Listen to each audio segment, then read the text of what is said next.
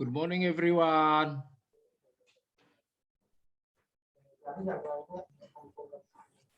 Hello, good morning, good morning.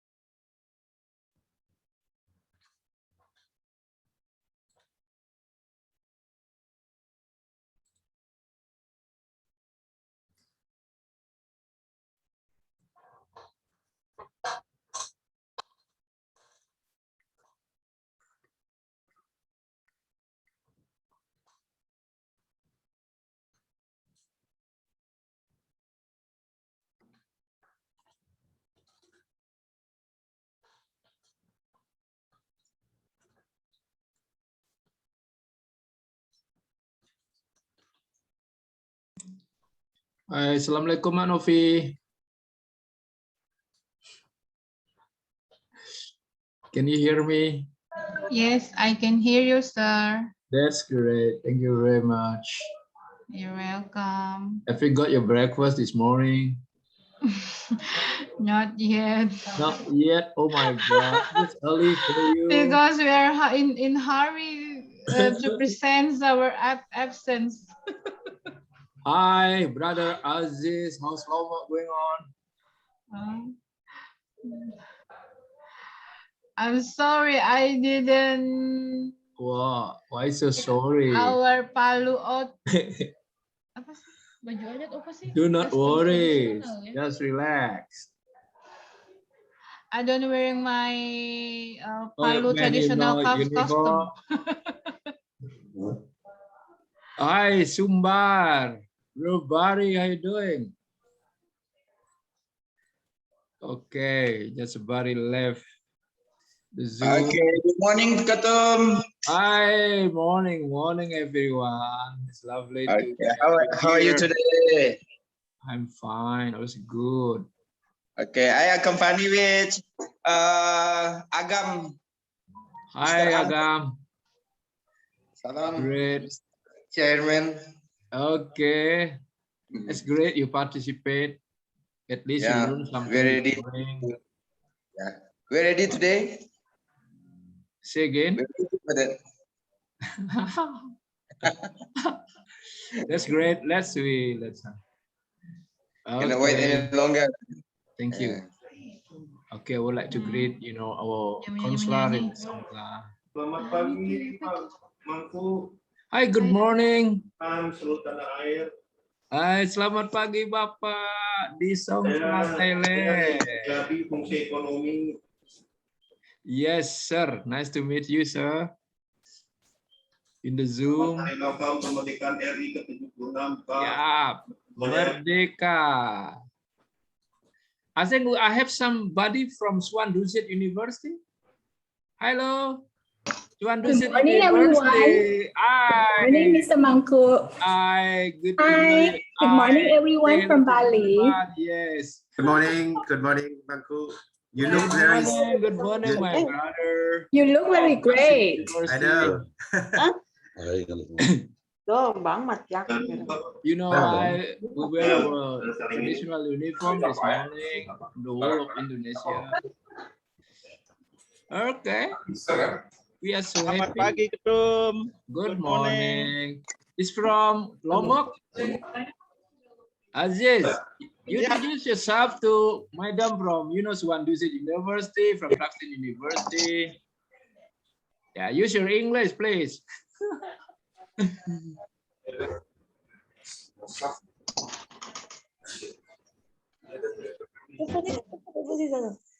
Dek Mega, good morning, Dek Mega from the Silver Village. Pagi, Where's your persona? Where's your picture? Hey, Rosita from Palembang. Good morning. Yeah. We have people from Palembang. We got people from Sumatera Barat. Ines Rosita from South Sumatra. We got Aziz from Lombok. Halo, good morning, everybody. Yes, good morning, Lombok. Jadi itu kelihatan nggak atau harus rapat ke depan? Ya.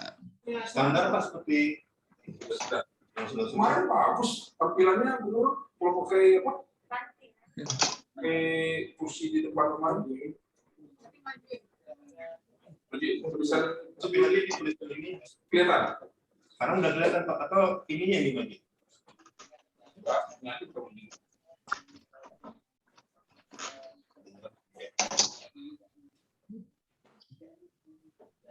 Okay, we are waiting for the others to log in.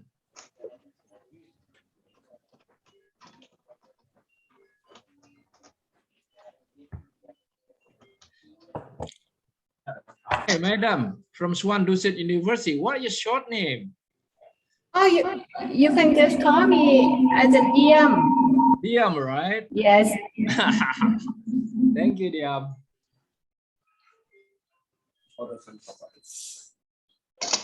Pak Consular, good morning, His Excellency. You so handsome. Good morning. Dr. Mangkut, good morning everybody. Sawadika. Good morning. Good morning. Good morning, Consul. How are you?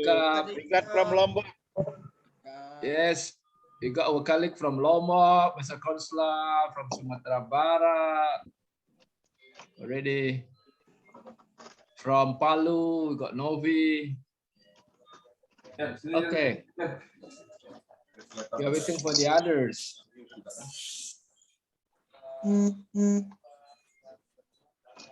เรื่องเสียงเสียงมันกล้องใส่ที่ลำโพงของ Kita pakai kursi kayak kemarin.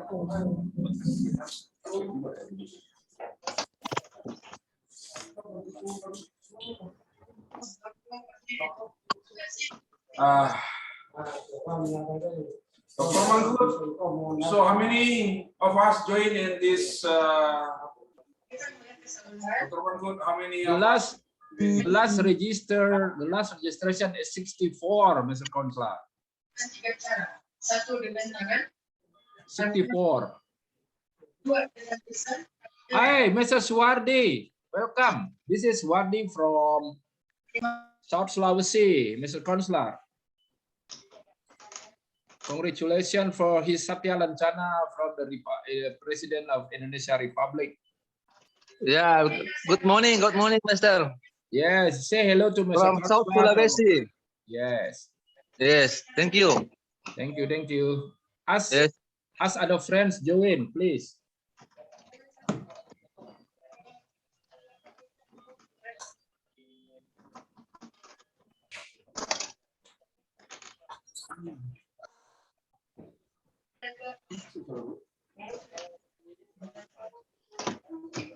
Dr. Mangkut, Yes, can you check sound again, Dr. Mangkut?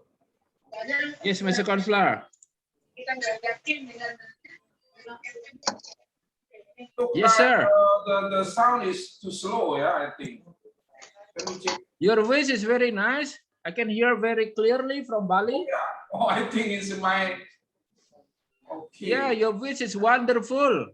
Wonderful, yeah. Oh. How about Lombok? From Lombok also Aziz, can very you clear. hear? Clear? Yes, I'm very here. Yeah. Yes, from Palu, from clear? Lombok. Oh. From South Sulawesi, clear? Yes, Clear, right? clear from Sulawesi. Okay, clear. Good, Great. good. Kon Aziz, how are you? Kon Aziz. Simbala. I'm fine, sir. I'm fine. Rikat from Lombok. Okay, very good. Mardika. Yeah. How come? Circuit is operating or not?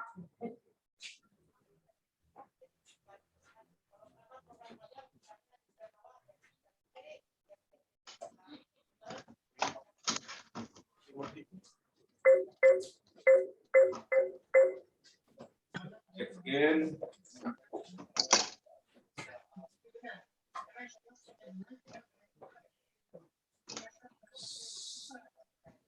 So please check absent, Dr. Mangkut. Yes, sir. Maybe, hopefully 9 o'clock our moderator can start. Yes, sure. Session because I think everybody very enthusiastic following our discussion this morning. Yeah, lovely. Yeah. Very great efforts. Just say hello to my colleague from Indonesia, Mr. Consul. Sure.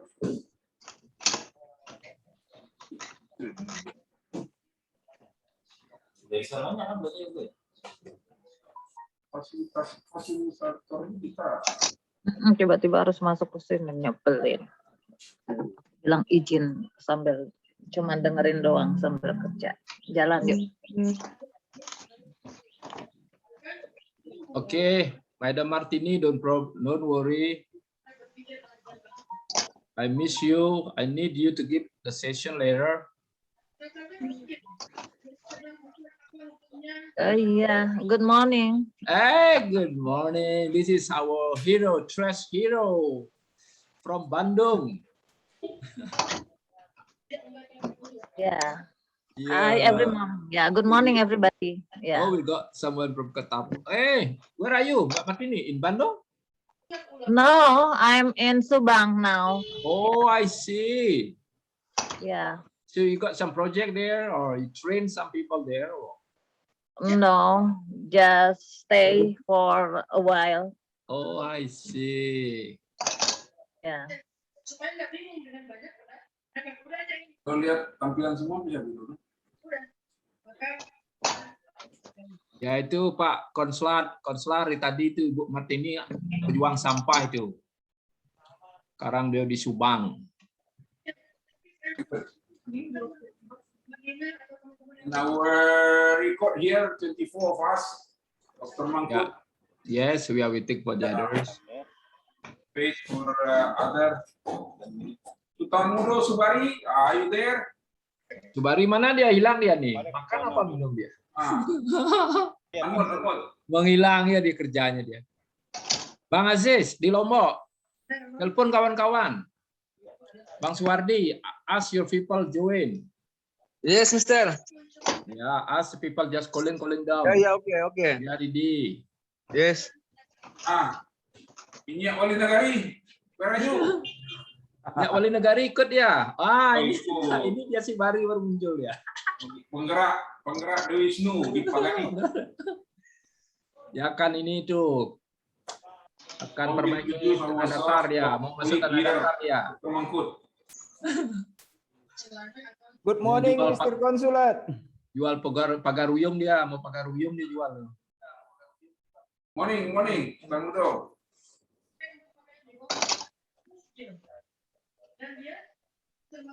Okay.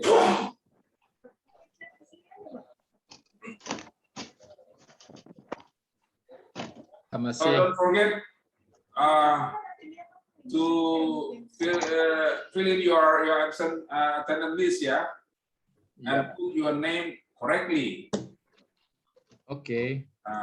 Correctly, so we can give the link to the chat room. Yeah. Consul, give the link to the chat room. Okay, very good. No link yet in the chat room. Oh, nothing yet.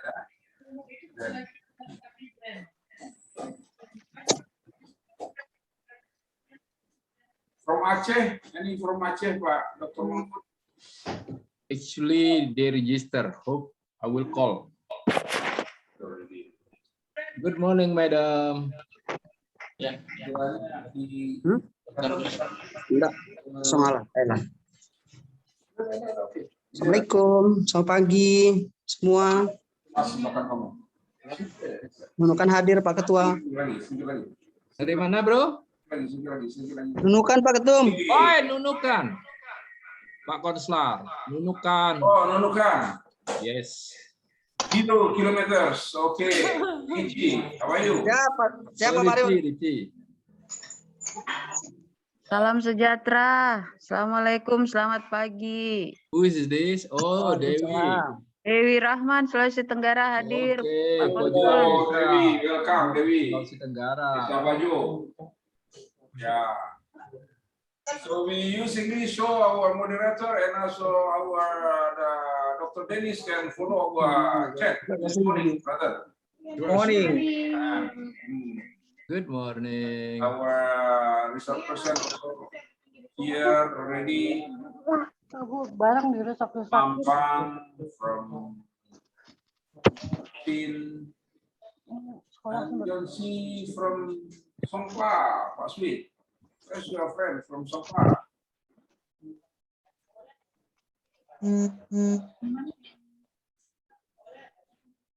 Okay. We still have time, brother and sisters. Sure, sure. I should inform you that yesterday we made a technical meeting with the moderator and also with the colleague from Thaksin University University, and we are trying to facilitate our discussion this morning. And very sorry we cannot provide you coffee or tea from Songkhla.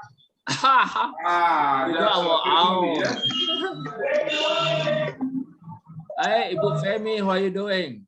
Congratulations, elected as the chairman of HPI. Where are you from, Femi? Femi from Bau Bau. Bau Bau. Yes, you're welcome. Bau Bau is in Son of Sulawesi. Femi? Son of Sulawesi. Sulawesi, ya? Yes. Sultra, Konselor. Sultra Jaya. Mbak Femi. Thank you. You're welcome. Dr. Denis, good morning.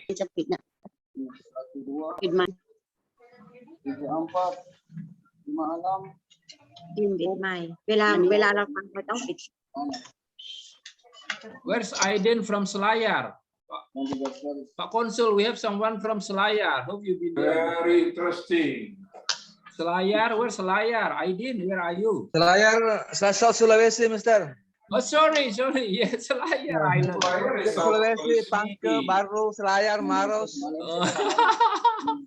Mana dia Aiden? Nggak muncul. Ya. Mana dia Aiden? Sudah banyak masuk tak ketemu itu. Pangke masuk, Baru masuk sudah. Selayar udah masuk. We are talking about the archipelagic now. Not same name, ya. Selayar in South Sulawesi, Bau Bau in South Sulawesi. Bajo village in South East Sulawesi also. Ini gara-gara anak itu kan.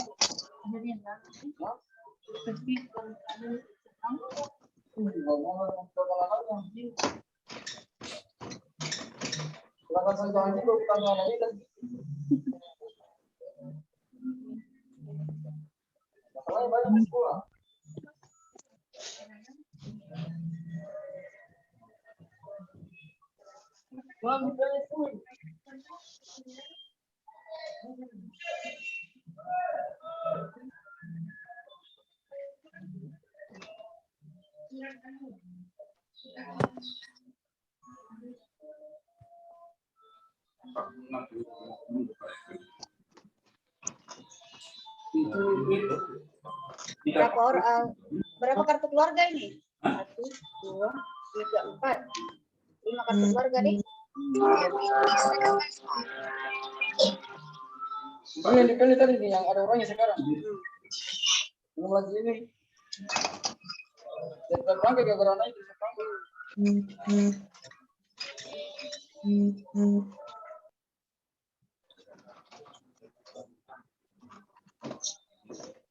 Ya, dia timur dia jauh 10 dia sekarang.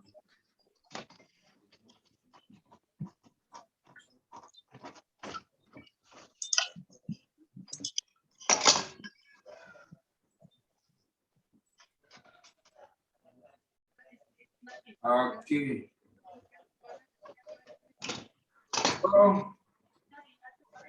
Ya, Kopi. nunggu yang lain.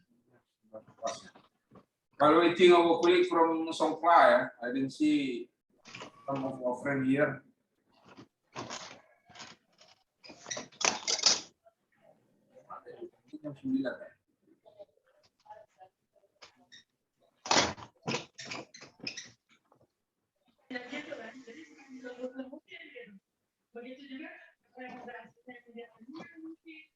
Jam 9, ya.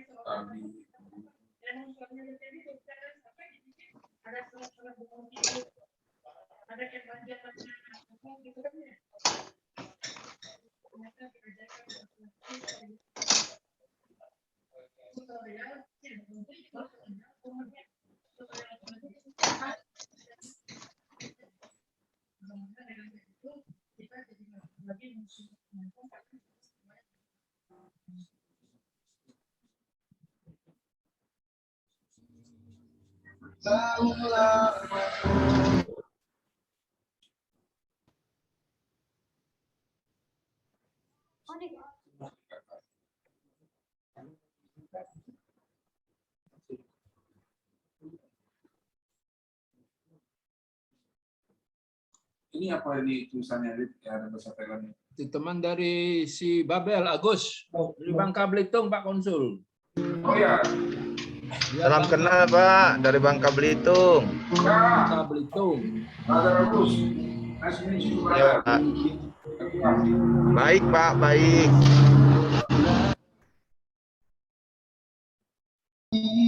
Sehat selalu kawan-kawan semua. Oke, thank you, terima kasih. Thank you, Agus.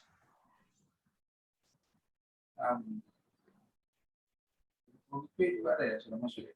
Ini si teman kita nih.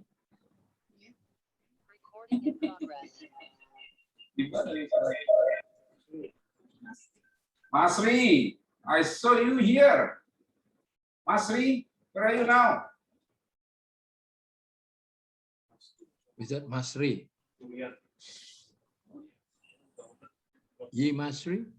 Yi Masri is our one of our friend Kandia. From where? From Indonesia? Thai. This Thai study Oh, I in see. Indonesia, but now entrepreneur. Oh, I see. Running Yi for Masri. the running for the fruit business, ya. Maybe for plantation tour lah, like that. Oh, I see. Here, I got kepala desa from Pagade, Pak Konsul. Oh, banyak. Wali Nagari Pagadi. Wali Nagari Wali Pagadi. Kampung in Pagadi. Aliwar. Aliwar ini wali.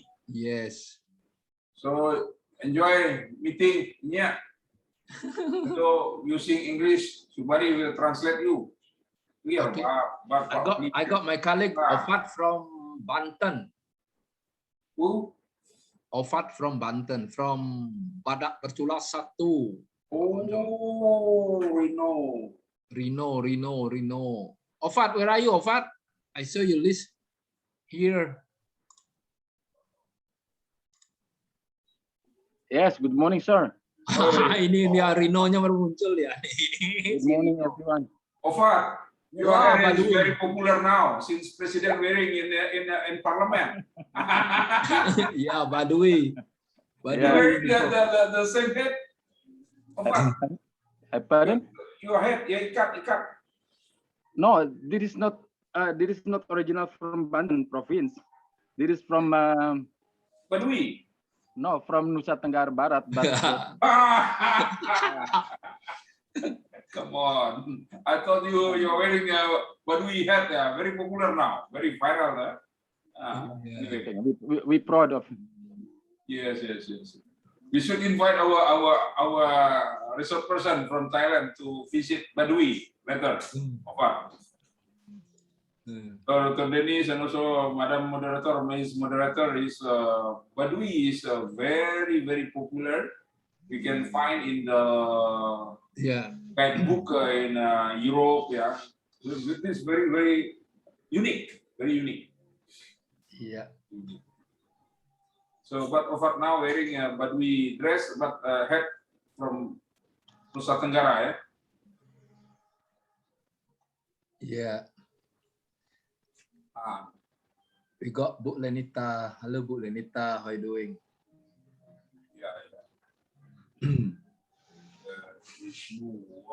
I'm good, Bapak. Thank you. How are you? Oh, yes, nice. I'm very happy to hear your voice. Thank you. I'm fine.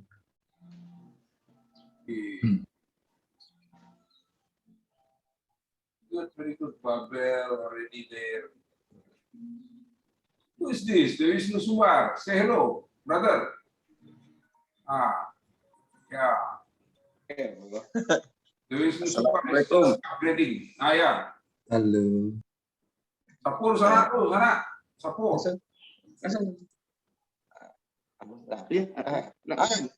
My name is Tony, sir. I'm from West Sumatra. Nice, I know your style. This is my village man. Huh? Where are you from?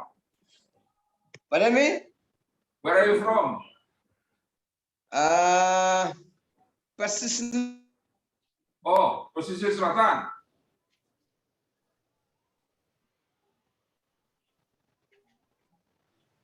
Unmute lah, unmute.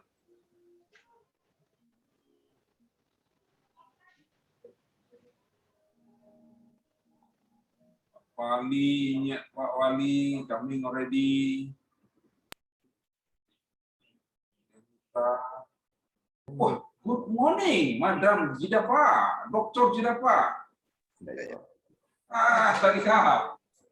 Okay, very good. Yeah, this is Jidapa, Dr. Mangkut, one of our colleagues also here. This is from Thaksin also, from Thaksin. Thaksin University. All right. This is a colleague of Dr. Dennis. Okay. Ended Acar. Okay. We have 2 minutes left. Nuy, สวัสดีครับ Yeah.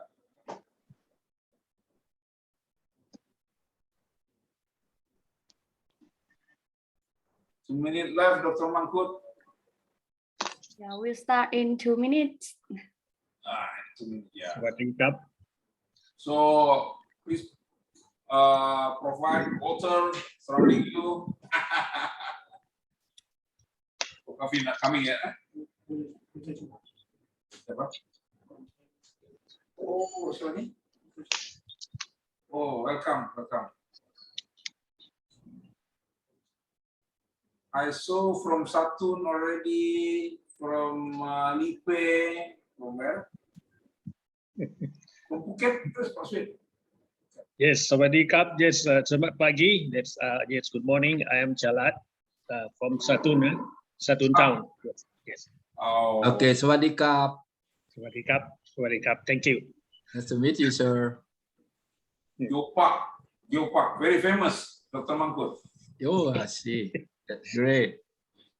So 1 minute left. I'll inform you, all of you Indonesian participants, why I call Dr. Mangkut, because yesterday Dr. Dennis, our co-host today, has announced as candidate doctor is not famous. So Kandia is become doctor, but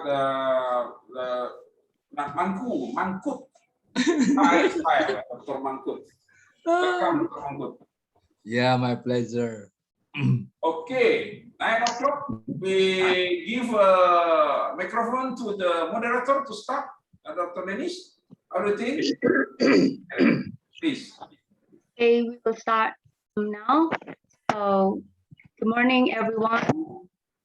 Good morning. So, the Council of Republic of Indonesia in Songkhla, the keynote speaker, and our honorable audiences from tourism industry from Thailand and Indonesia, and hoping that everyone has staying safe and healthy during the time of pandemic of COVID-19.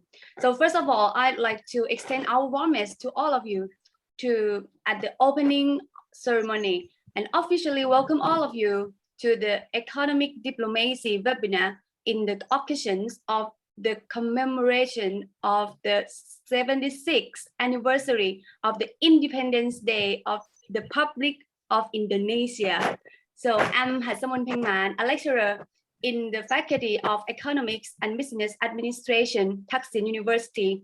It's my most tremendous honor to welcome all of you and to be here today as your moderator on this remarkable occasion. And today, you will be joining us to the international workshop on revitalization of community-based tourism, or the CBT, and the best practice sharing between Indonesia and Thailand in collaboration with the Consulate of Republic of Indonesia in Songkhla, Thaksin University, Suan Dusit University, and Desa Wisata Nusantara Foundation. So, ladies and gentlemen, before we start, I'd like to let you know a little bit background of Thaksin University. University is one of the first higher education institutions established in southern Thailand.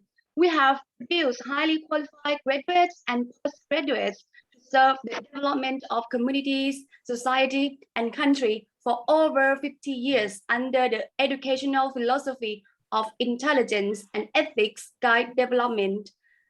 There are two campuses, Pathalung campus in Pathalung province and Songkhla campus located in Songkhla province, providing academic services by 11 faculties, two colleges, and graduate school.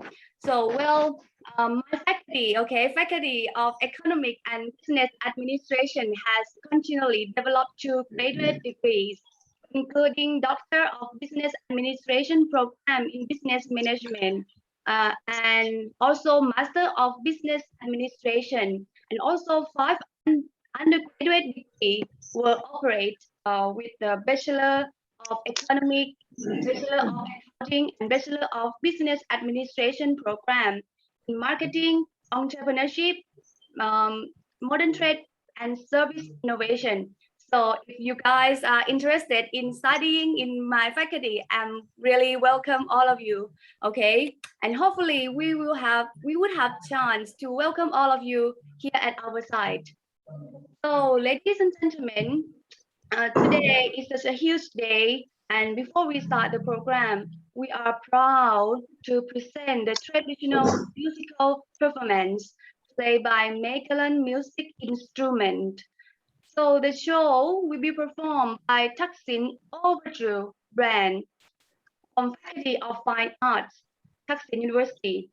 And the band was formed by 10 students and controlled by Assistant Professor Dr. Panan Krishnarom from Music Department, Faculty of Fine Arts, Thaksin University.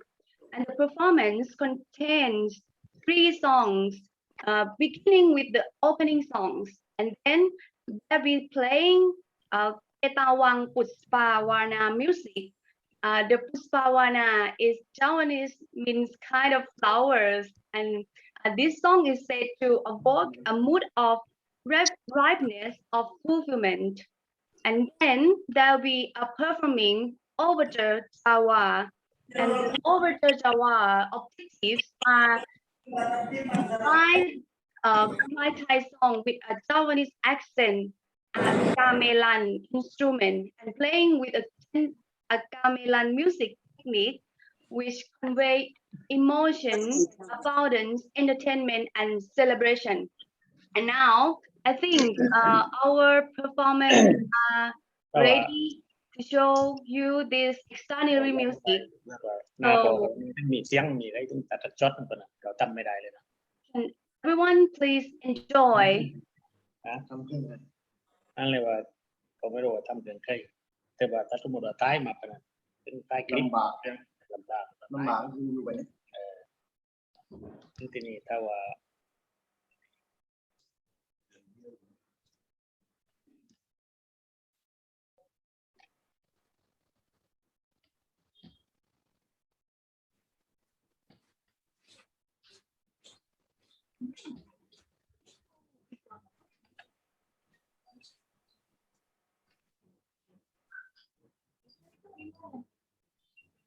Yeah, more performance. Yeah, this is the performance before our opening ceremony by the Fine Arts Academy.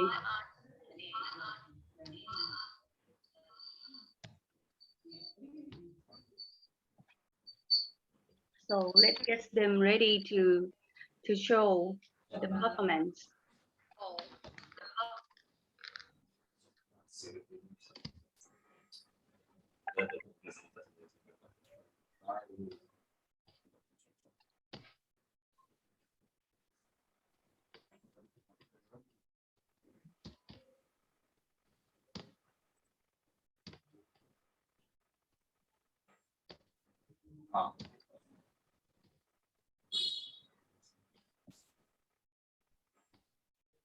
Any technical.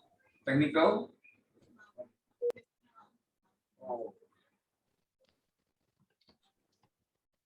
Is that all right?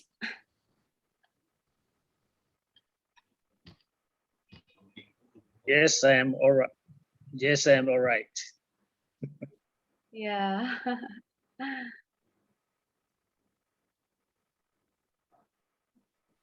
Yes, I am all right.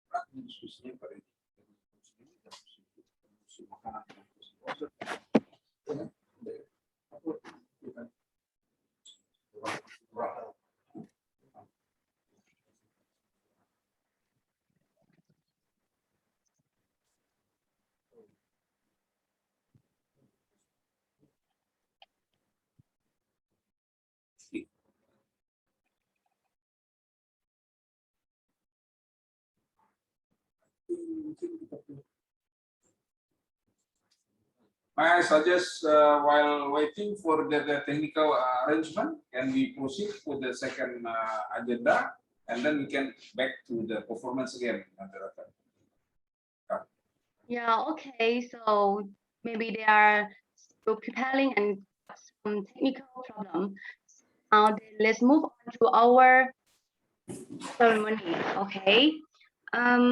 Ladies and gentlemen, so today is such a huge day, right? I told you before, and we have our Consul of Republic of Indonesia with us today. And please join me to welcome our Consul to have a remark and officially opening. So please welcome. Okay. Thank you, Ms. Moderator. Very good morning, everyone. Sawadika. Selamat pagi. Sorry, Pak Konsul, mungkin presentasinya di outkan dulu. Okay, thank you. Yeah. Okay. We start with my opening speech. I was informed by Dr. Dewisnu because the president of Thaksin now attending the ceremony in Thaksin with another program. No problem, we can meet president later, or one day we can arrange again our program. First of all, I would like to thank you very much to all of you, and also welcome in our webinar, Diplomasi webinar this morning. This Diplomasi webinar is a part of the 76th commemoration of the proclamation of the independence of the Republic of Indonesia, 17th of August 2021. We are very happy here, even though pandemic is still surrounding us, and also in Indonesia, I think pandemic is still a hot issue, but we are still back up with our optimism.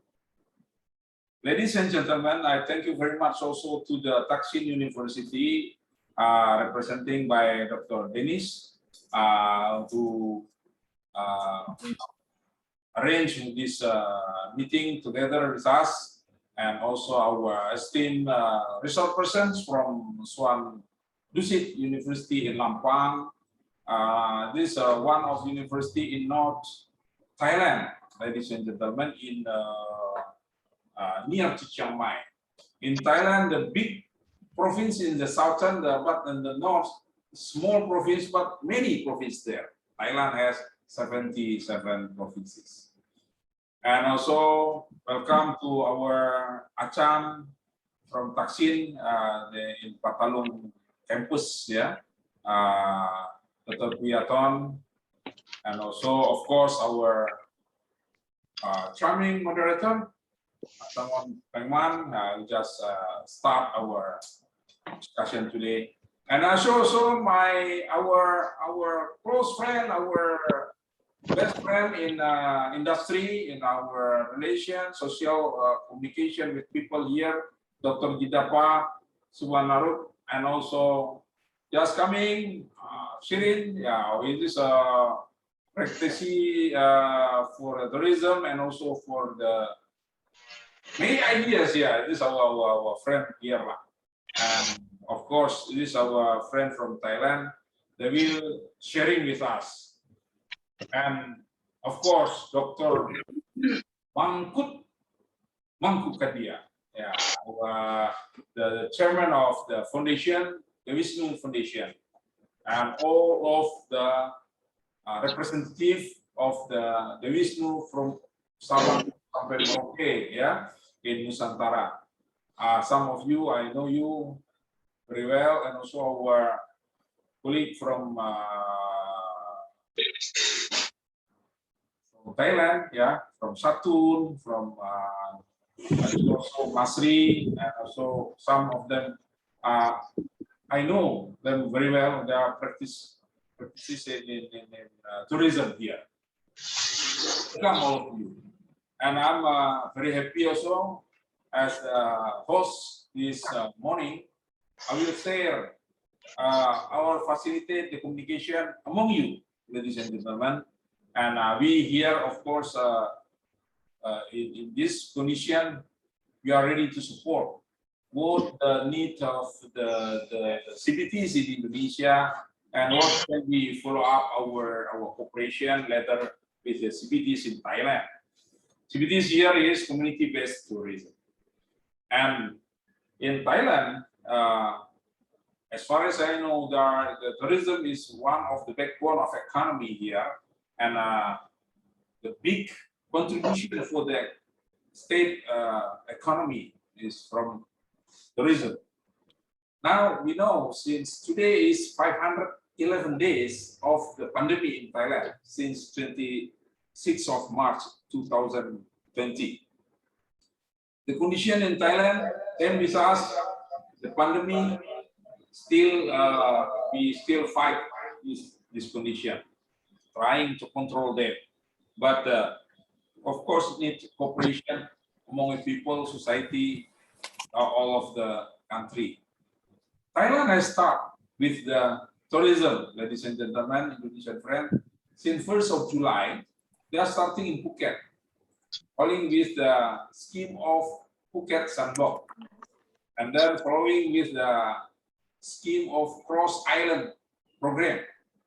So those who entering Phuket and can extend their program to crossing the island. And then the last program is Samui Plus. And last week, Thailand Authority of Tourism also proposed the Formula 7+7. This is very unique, very unique. Some of formula they review time to time, and they inform to the industry, and industry support this program. I'm very interesting following this issue, ladies and gentlemen, Indonesian friends, especially. So that's why I asked Dr. Dennis how to transform this best practice in Thailand to our friend in Indonesia. How they can take also good opportunity, because Dewisnu, as initiated by Dr. Mangkut around 2 or 3 years ago, has now grow up. Dr. Dennis, Ms. Moderator, they are now into 34 provinces in Indonesia.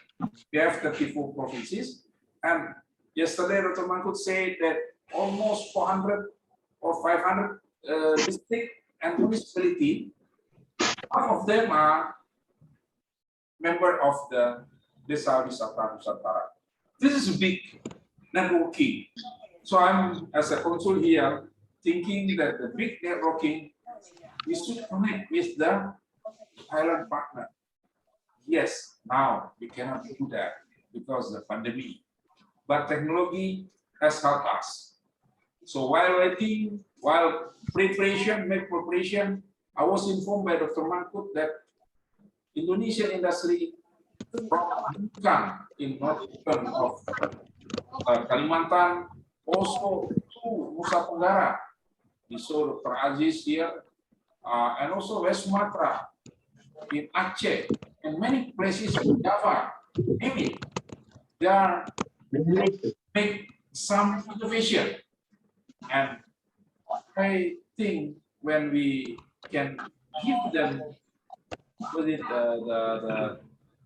the new thing, yeah, sharing information, we can grow up together.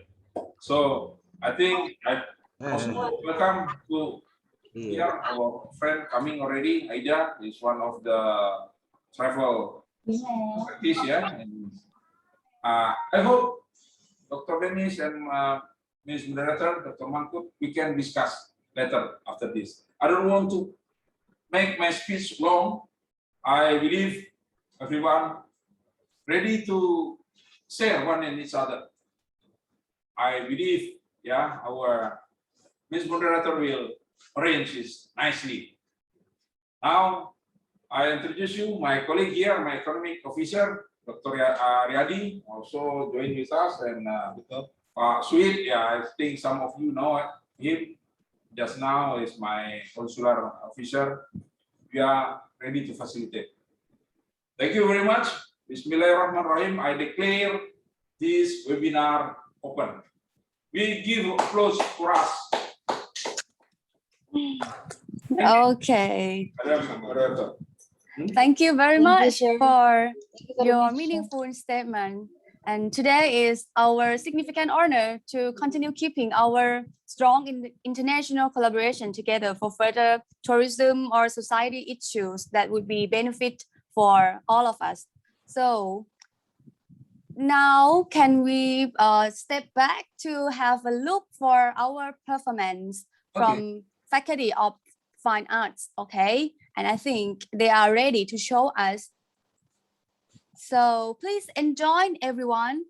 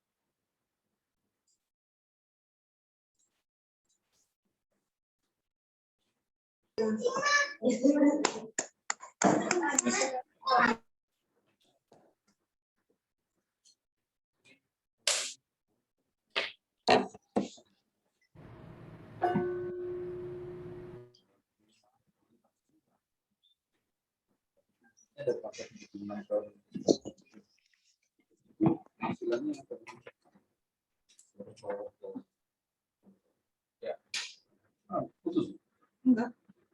Mau.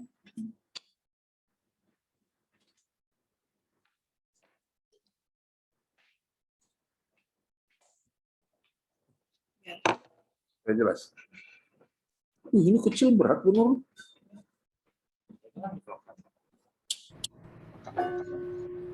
We still have 2 songs left.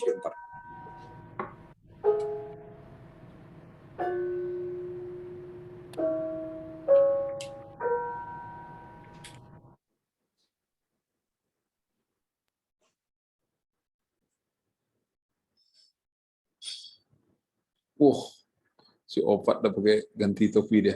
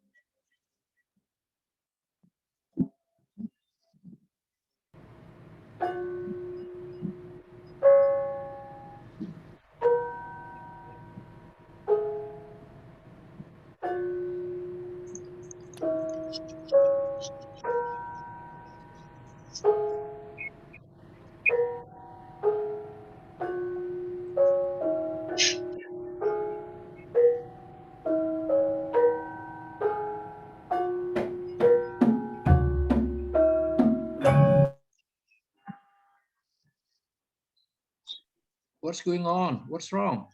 Pak Konsul.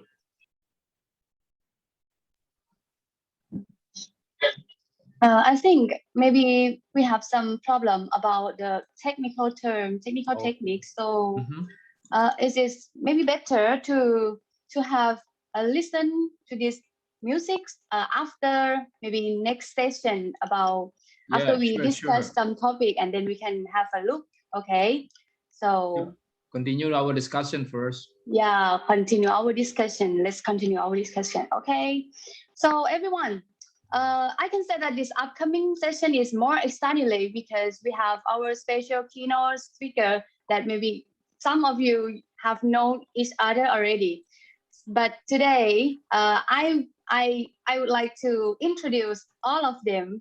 So first is Mr. Consul of the Republic of Indonesia in Songkhla, and the second is Assistant Professor Dr. Thuntong Putton, the Assistant to the President for Academic Services and Community Affairs, Thaksin University. And the next one, Dr. Mangkut, the Chairman of Desa Wisata Nusantara Foundation.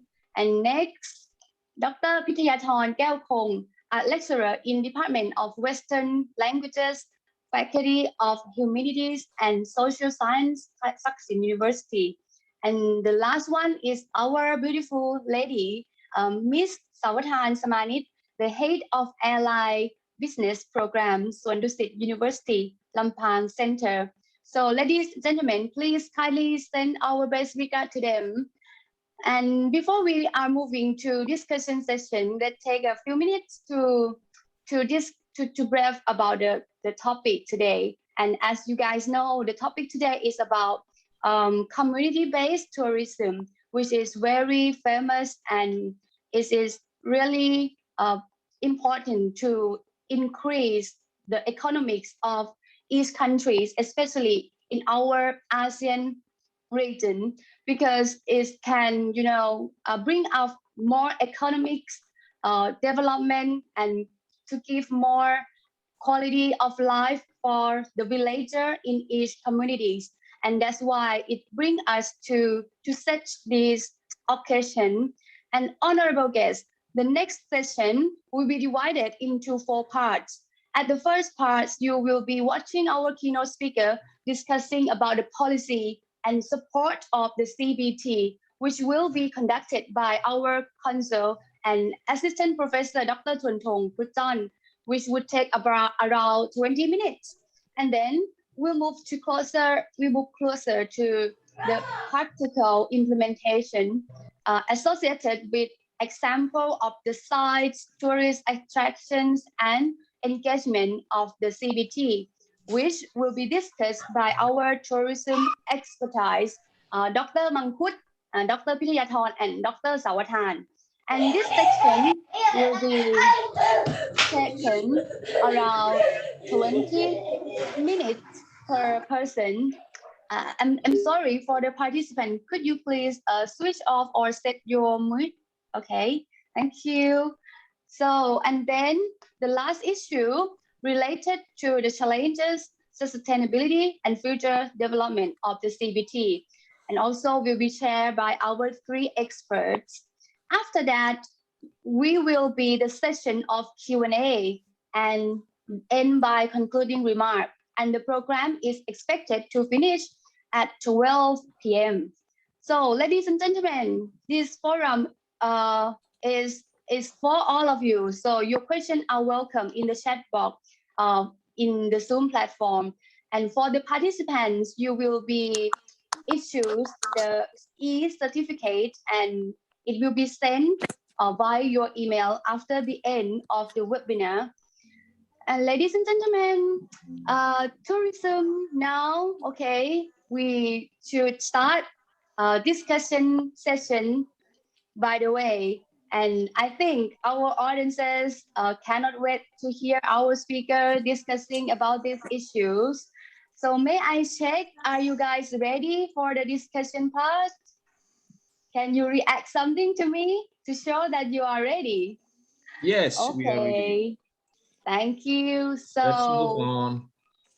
Okay, so please welcome our consul to take a clear picture of the critical approach and promoting CBT in Indonesia. Okay. So welcome. Thank you very much, Ms. Moderator. And ladies and gentlemen, my colleague, Dr. Dennis, and also all of the resource persons, I got the first chance to share with you with the policy of CBT in Indonesia. I was informed that I have 20 minutes in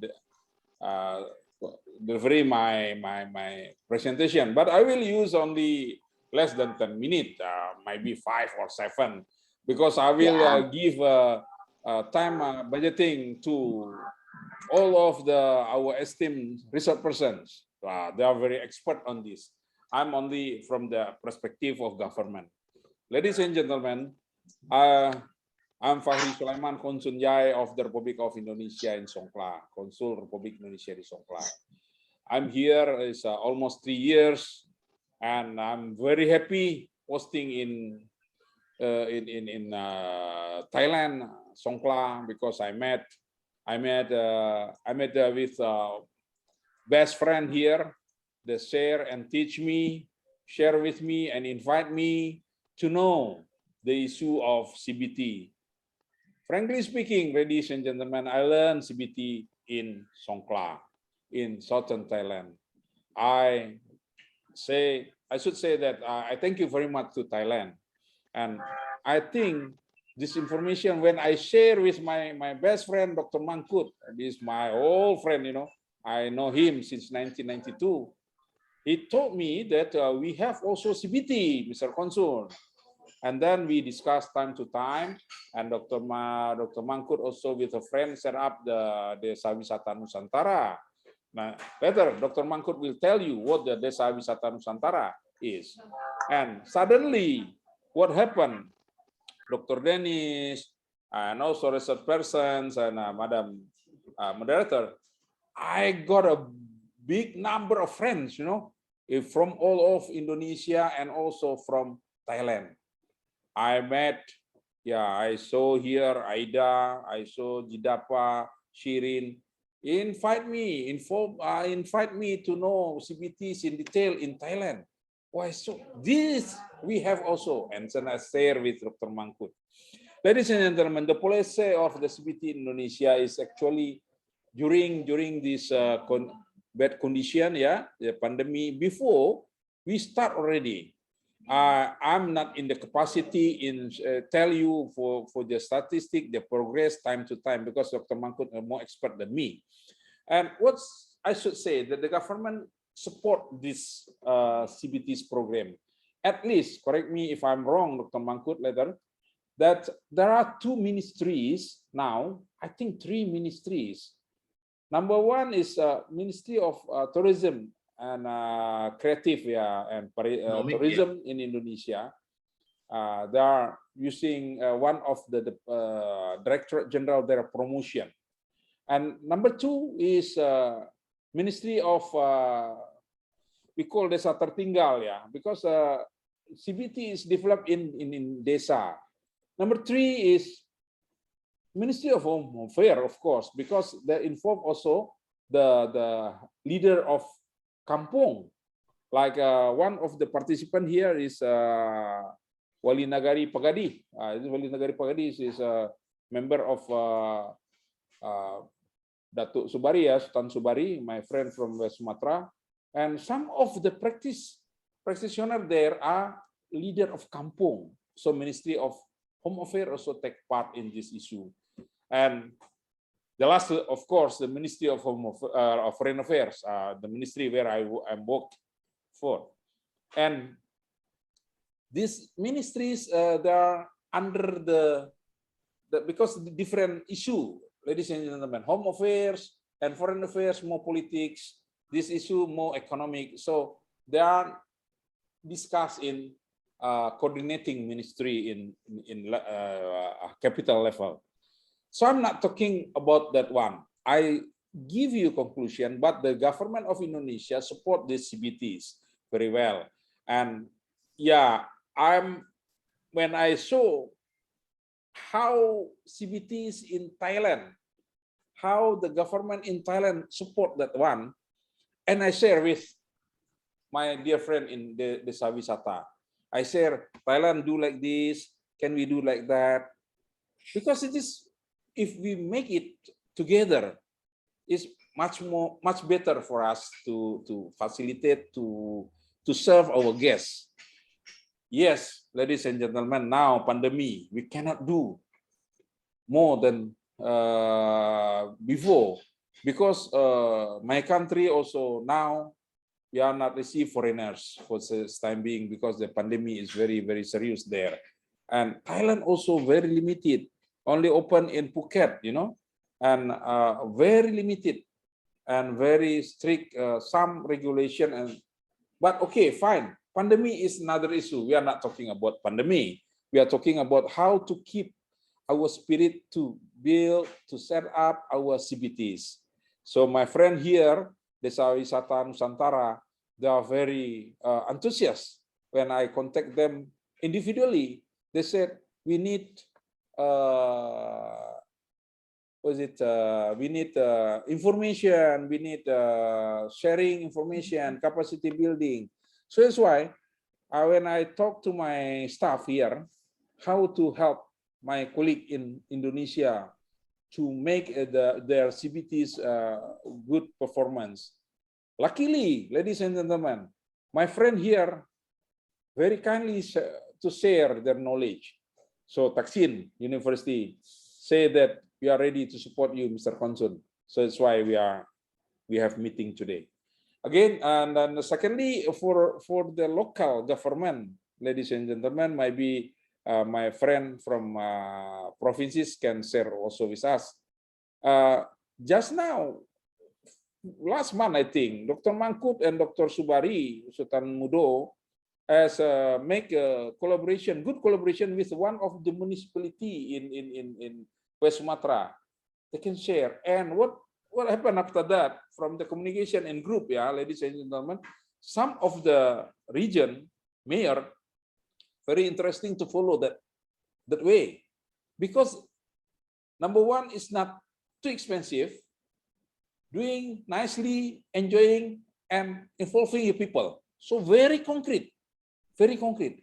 So I think my friend in some area, when I check with them, Richie in Kaltara, yes, government now asking what can we help, and also maybe Opat from Banten also can share with us how the government of provinces can support. So from that conclusion, because I've been, I never go back home, yeah, since last year. So from that communication, I can say that we are very lucky now in the bad condition. Government trying to support us to upgrade the spirit of the people in create their industry and tourism. Lastly, I should say that for the future, I'm thinking that if Thailand start with the Phuket Sandbox, island crossing island, yeah, island approach, and also the Samui Plus in Southern, yeah, I think Indonesian friends can take this opportunity also, because some of them come and out from Thailand, mostly from Singapore. They are directly fly to Phuket from Singapore, and when go back home, they're also to Singapore. I'm praying, ladies and gentlemen, soon our country will open the sky, and then from Singapore we can invite them to come to our hometown. We hope also everybody want to survive in pandemic, and then we can take this opportunity to help our friends economic in the village. I think that's all my sharing with you about the policy of CBT. The conclusion is the government of Indonesia very strongly support for the CBT's initiative and give a big portion for the Desa Wisata Nusantara Foundation to help the people, because it is the best way to us to help our economic growth in our village. I learned from Thailand, especially in Phuket. I know the condition is very bad, but we are still has hope, you know, and I just saw one of the CBT's leader in Phuket. Yeah, Ruxman. Yeah, Ruxman. Welcome, Ruxman. We'll yeah. Welcome. This we can learn from his experience also lah. So I learned from Phuket. Yeah, work every day to make it better and better, to support the government. So that's all my conclusion. I think I don't want to take your time again, Ms. Moderator. I give it back to you. Okay.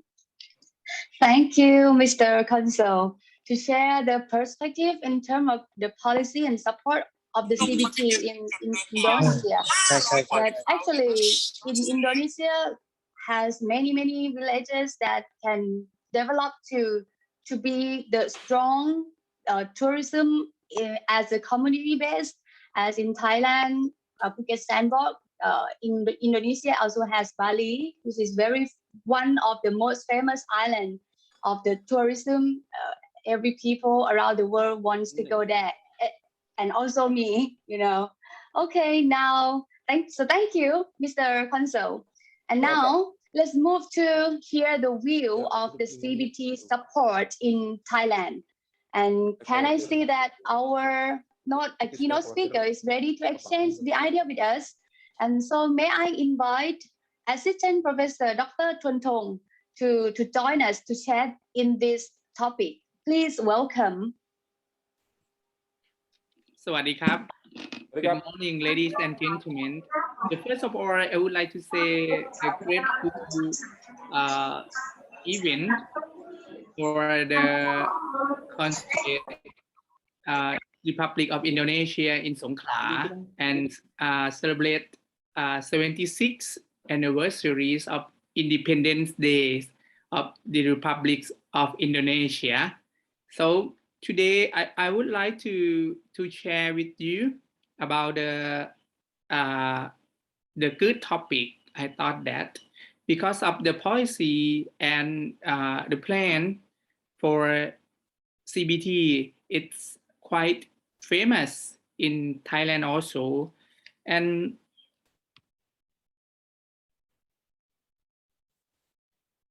that is why the topic that I would like to share with you today, it's related with the plan and policies outlook based on the community-based tourism.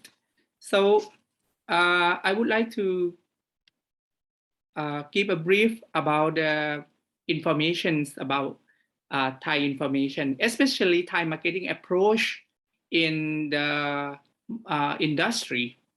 According to the statistics of the major industry in Thailand, we have the highlight the major industry that show you now today. The tourism is one of the sectors of industry that can take more income to our country. That is why especially both local and the central government need to focus on tourism to receive more the income for the country. And for our concept, the key concept of tourism, it is not only the diversity resources, but also a good plan and policy can drive the tourism industry and tourism sector in our country. The attractive platforms for tourism in Thailand that we need to move together, it is community-based tourism that we call in a short in CBT.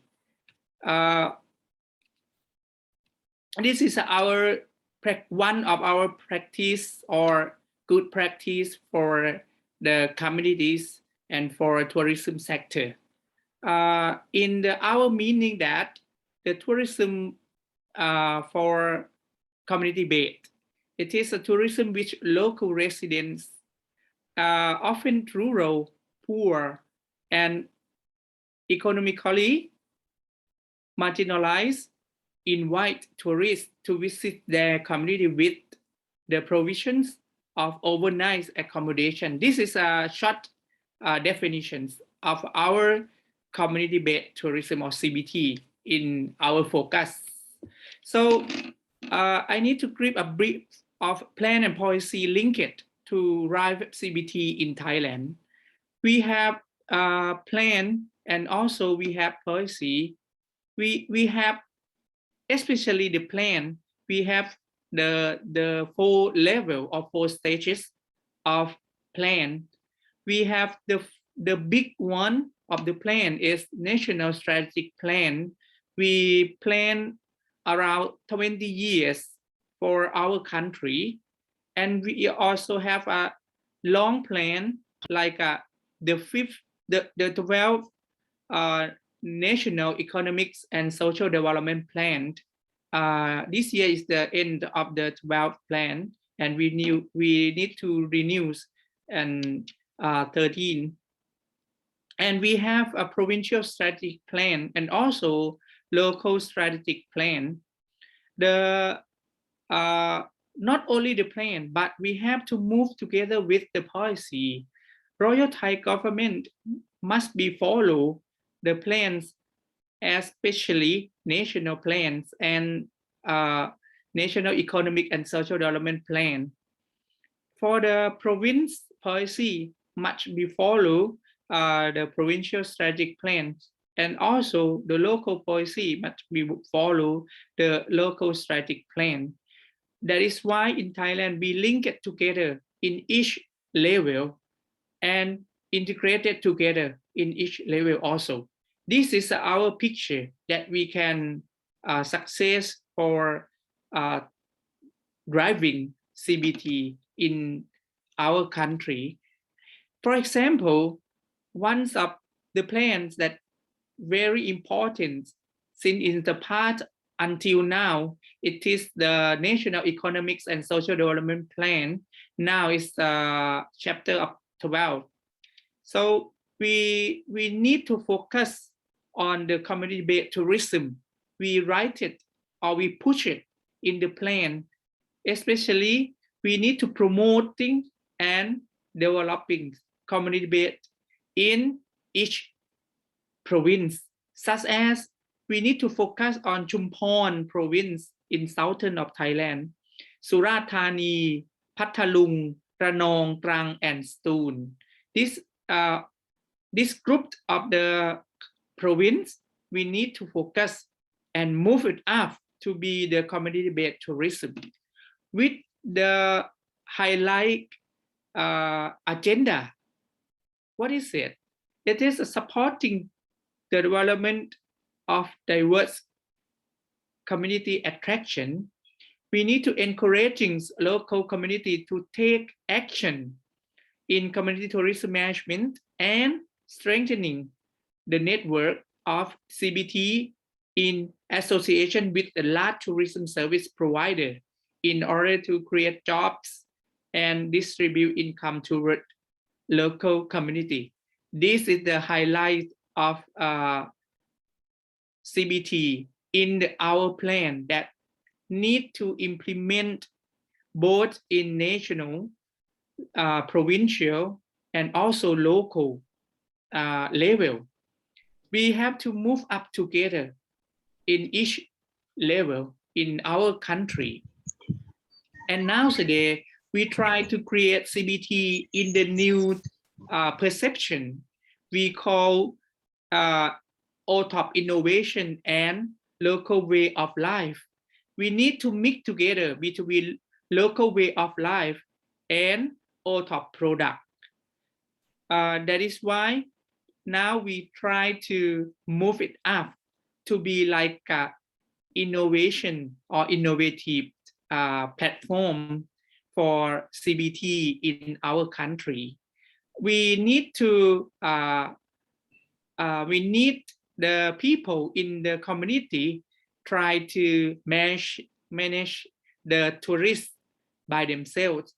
And also we need to promote them to prepare the product like we call OTOP, one tambon, one product, or one kampong, one product, like in Indonesia language.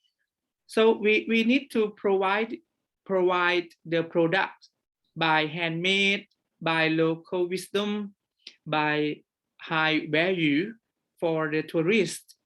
This is a new platform, and that I can call it innovative platform for CBT nowadays, that implemented by the government and provincial level and also the local government. We need to move up together. Exactly, in the communities, we have a lot of resources. We have to think about the focal point of CBT. The government, both central government and local government, need to promote and push the new idea for the people who live in the rural area, especially in the community base, to find the identity, to find the national resources, to find the exactly customer, and to find the human capital, and also art and science to be and to build the products, and also supported in CBT in our country. And we try to make it up and focus on the key factor of our country. That is the concept of 8 community identities. We need to promote our food, our belief, our custom or tradition. We need to promote our languages. We need to promote race, accommodation, career, and also local art and performance. This is our identities in the communities. We have all around in Thailand. That is why this is a key factor of CBT in Thailand that promoted by the innovative platform that I referred before. And the last thing that we need to find for settle the unique selling point of CBT. It's called community entrance. We have to build the people in the community by the concepts of 5 S. The first S is smile. The people who live in the rural area or in the community have to understand the word of smiles, and they have to tell the story to the other people and make it surprise to the tourists, and something we can crack it like the secret. And also we have to be the spirit people or spirit man in our communities. This is our concept. Finally, I would like to mention with you how to highlight the CBTs in Thailand, and also it can implement it in Indonesia and other countries who need to promote the CBTs in the nation or in the local concept. Not only the resources, not only the identities, not only the entrance and products, but also plan and policy that I would like to mention. We have to gathering this factor together and promote it and push it. And one thing that you have to highlight, it is a storytelling. When you have a lot of things, you have to communicate to the other people in the world, not only in the kampong, not only in the country, but we have to tell to the other people in the world, know what we are, like in our country, we always telling other people understand. Every day we create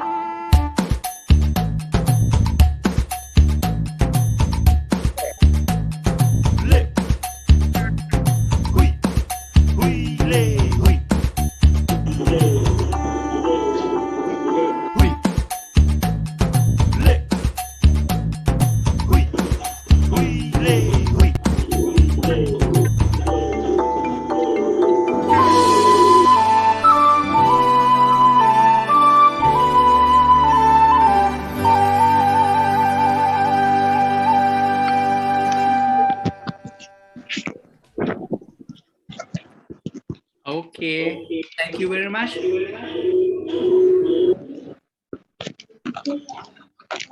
Okay, that's a great presentation. Thank you, Dr. Thun. So I can say that it's not only the rich of resources and nice people that we, Thailand and Indonesia, have to make the successful in tourism, community-based tourism, but also the promotion from government and policy to drive the tourism strategy is also important to drive the successful and sustainability of the CBT in the countries as well. As we see that it's not only the activities, tourism activity, the food, or the product, the culture, art, and life that we have to communicate with people around the world to make them know what we have. And that is a great way to promote the tourism in our countries.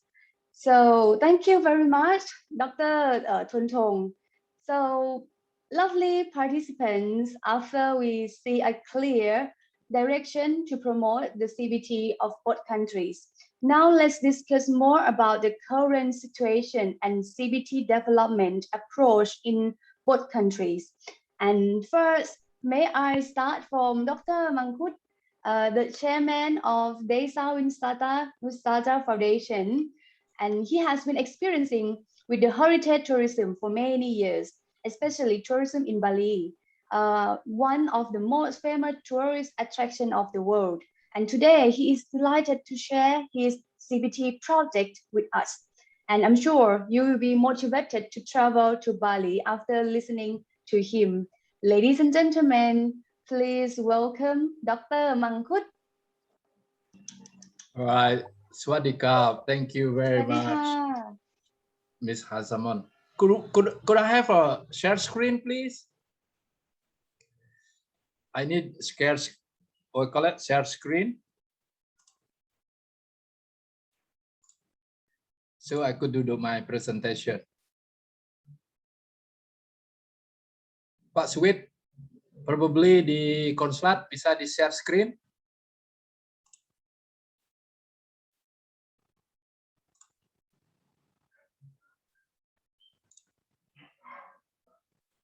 Okay, great.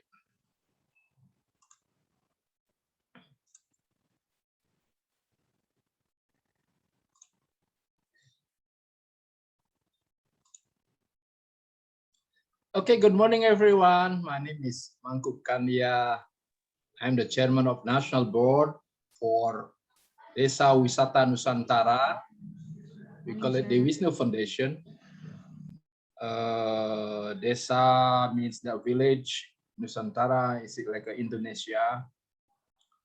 So in this occasion, I would like to say thank you very much for this initiative from Mr. Counselor, the Republic of India Songkhla. Thank you very much from Thaksin University, from Suan Dusit universities, and a colleague from Thailand, colleague from Indonesia. This is my great honors. Can do the presentation. Mr. Dennis, your presentation is very wonderful. So let we talk about a little bit about best practice, community-based of tourism in Indonesia. Yeah, in lines with economic diplomacy webinar, I have the international workshop on the revitalization of community-based tourism. Madam Director, could you hear my voice? Okay. Next. So what is the foundation? You know, the Dewisnu Foundation, we call it. So we was born because we would like to support our government program in order to empower the village of Indonesia. So our program is, we call it 7P. First, we need to assist the village about the research. Penelitian means the research. In foundation, we do what we call it the mapping, yeah, pemetaan, and then we try to help our locals how to create attractive the package tours we do what we call it pendampingan. Pendampingan means, consultancy. We do number 5, or we call it internship. That's why I would like to invite the students from Thaksin University and Suan, Suan Dusit University. If you do the internship in our country, you're welcome. We could facilitate from our foundation. Number 6, we do promotion. So I've done already before COVID-19, promotion during, what we call it, Phuket International Travel Fairs, facilitated by Mr. Consular of Songkhla. So I brought around 22 villages there to promote, our products in the village. And the last one on the 7th program, we call it, pelatihan SDM is human resources. That's why under, Dewisnu Foundation, we establish what we call it Desa Wisata Academy, Tourist Village Academy. Ladies and gentlemen, this is the fact of Indonesia from my colleague from Thailand. So Indonesia is a very great country. We are number 4 populations of the United States of America. Our people is 270 million. We have 1,340 ethnic groups, 70,000 islands. Our coastline is 95,000 kilometers, and local languages is 718. This is Desa Wisata. That we call Desa Wisata we call it CBT, community-based tourism. So this is program from the central government. This is the missions, our president, the vice president, the Republic of Indonesia, Mr. Joko Widodo. So the Ministry of, what we call it, the Ministry of Village, as mentioned by Mr. Consulars, would like to have around, 7,275 Desa Wisata, or we call it CBT, tourism village. So the whole of provinces of Indonesia, as you know, in our country, we have 34 provinces and 516 like mayors or regencies. That's why this is our moral obligation as the people of Indonesia. What we can do for our country, to our state. See, that's why through this foundation, I asked my college, the whole of Indonesia, join together, learning together with us in this foundation. Okay, so I would like to share now our video. Let me share our video, share, presentation. Okay, where's the video? Okay. This is one of the village. This is my village, Miss Moderators. This is, we try to develop our village since 2010. Our village, we call it MAS. I'm sorry, you didn't share the screen. Oh, not yet? Yeah. Sorry. Okay.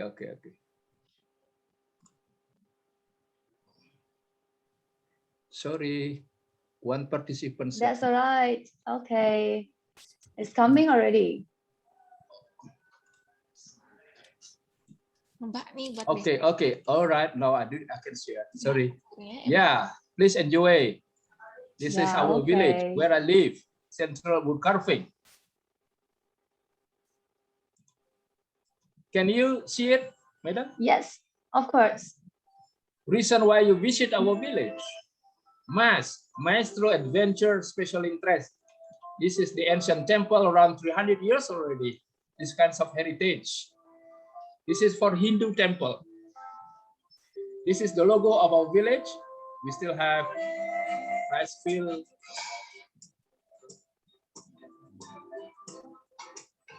Mas village, my village is Opop.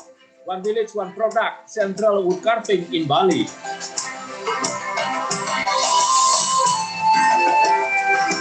Wonderful, the food.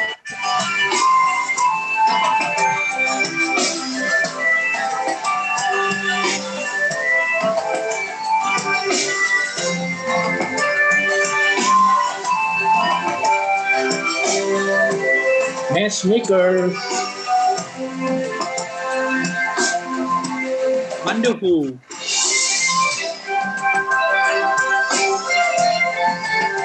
Come to my village to learn matchmakers and dancing together. We have a woodcarving museum.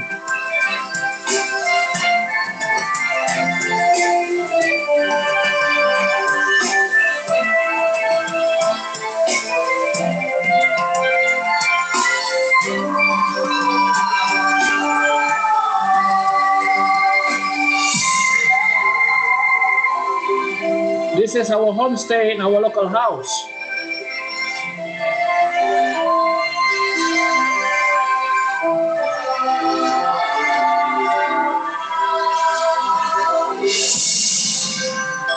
This is, we call it the fire healing and water healing ceremony. This is wellness tourism.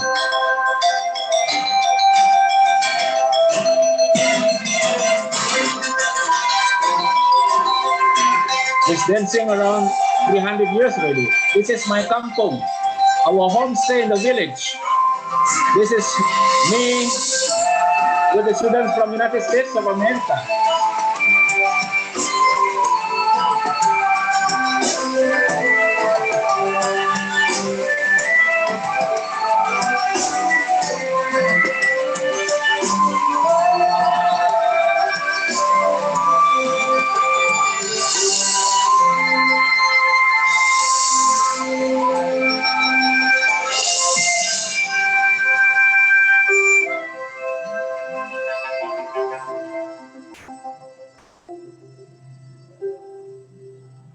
Wonderful Indonesia. Thank you, terima kasih. That's my presentation. Okay. Hope you enjoyed, everyone. Okay, thank you, Dr. Mangkut. That's what wonderful. Thank you. As you always. Stop. Okay, wonderful. So Bali, I have been there one time, you know, Sure. for maybe 10 years ago, and that time I went to Ubud. Yeah, what is just that? my village. Ubud. Yeah, Ubud and Uluwatu or something Oh, like I that. I'm not see. sure. Yeah, and I've been there. I was cycling to see the beautiful village. Yeah. That was fantastic. I really love to visit there again. You have to And visit the rest of Indonesia, Sumatra Island. Oh, it's beautiful yeah, there. there's many places that Papua, lot of things that we could learn. Okay, thank Yeah. you. Kap kum kap. As I saw from your video, they got not only the activity, the interesting activity that can promote in tourism, Sure. community-based tourism, but also what interested in your country, in your area, is that arts and unique customs that you have. And I think this one of the thing that no one have is only we can find from your country, from your area. And that is very impressive, I think. Thank you. Okay, so let's move on to our next expert. And now everyone enjoy visiting Bali. So I would like to welcome all of you to Thailand again, because our expert, Dr. Pithiyathorn and Ms. Tawatan, are ready to lead us to the virtual trip to Thailand, I think. So first, let me invite Dr. Pithiyathorn, a lecturer in Department of Western Languages, Faculty of Humanities and Social Science, Thaksin University, to give the overview of the CBT development project in Thailand. So please welcome and hope everyone enjoy. Good morning, His Excellency. Selamat pagi. Our friends from Indonesia and my colleagues in Thailand. Morning to sir. Good morning. I'm honored to be here today, and I'd like to give my best regard to all our friends from Indonesia on this very special occasion. Okay, the commemoration of the 76th anniversary of the Independence Day of the Republic of Indonesia. As you can see that I'm wearing this Indonesian traditional shirt today. I think I got this from Ubud last time I went to Indonesia. Oh, thank you. Yeah, so I want to be part of this commemoration today. Okay, actually talking about CBT, I consider myself no expert when it comes to CBT. But what I'm going to do today is to share with you some of the experiences as a teacher engaged in the project, in a number of projects in Pathalung province.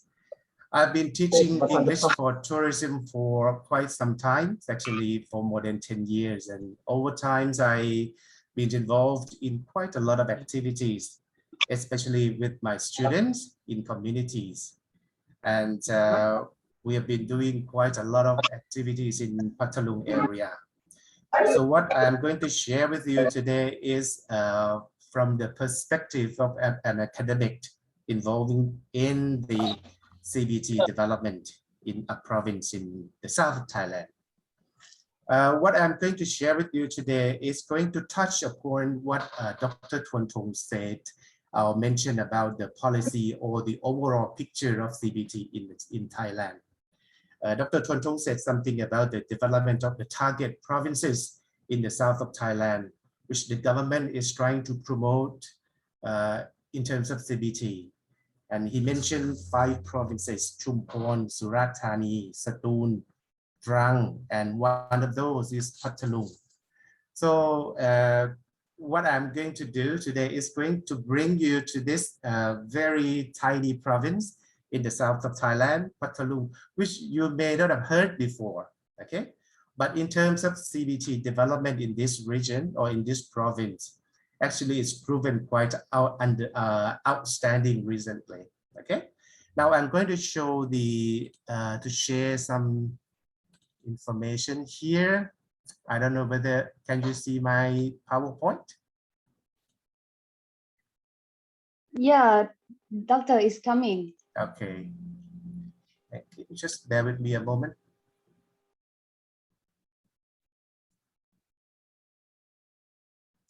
Okay, so what we are going to listen to for the next 15 minutes or so is the development of this particular province in the south of Thailand called Pathalung.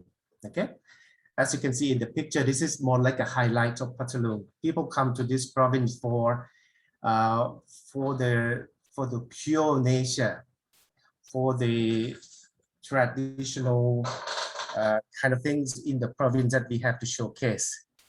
Now, talking about Pathalung province, I'm going to cover 6 topics here. Firstly, I will talk a little bit about the general information of the province, followed by the main features and the strength of the province, key attractions, business development through community engagement, performance, and what makes Pathalung CBT a success. Okay, so those are going to be presented today. Now, talking about Pathalung, okay, if you have a look at the map of Pathalung, you see the red dot here in the south of Thailand, okay? Pathalung itself is really small, okay? It's essentially a landlocked province. Why do I say that? Because we don't have any connection to the sea or the ocean. But fortunately, we have the lucky enough to be along the Songkhla Lake. Songkhla Lake really connects to the ocean. But once you move inland further, the water turns fresh and fresher and fresher. So in Pathalung, it's more like a combination of fresh water and salt water. So that's actually the more like a wet area, ideal for birds, okay? And in terms of population, Pathalung has just over 500,000 people. So it's considered small with the area of only 3,400 square kilometers, okay? Now, if we want to put this in perspective, the Pathalung itself, if you have a look here, this is Pathalung where my cursor is circling around, Pathalung area, and this is Phuket Island. I think you know Phuket, where Phuket is. So Pathalung itself is about 300 something kilometers away from Phuket. So it's very convenient to travel. And we have Songkhla here with the main hub of the south of Thailand as well with international airport. So we are only 90 kilometers away from Songkhla. Okay. Now, I'm going to take you back to Patulung in 2015, okay, when nothing happening in this town, okay.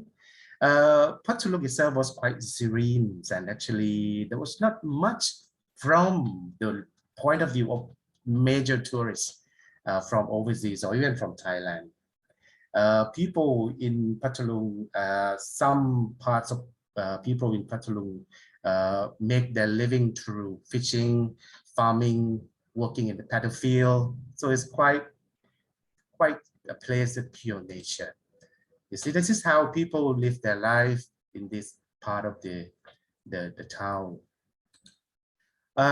Basically, if I want to conclude or want to summarize the picture or the image of Patulung province back in 2015 when it all started, Patulung itself was a really unrecognized small town.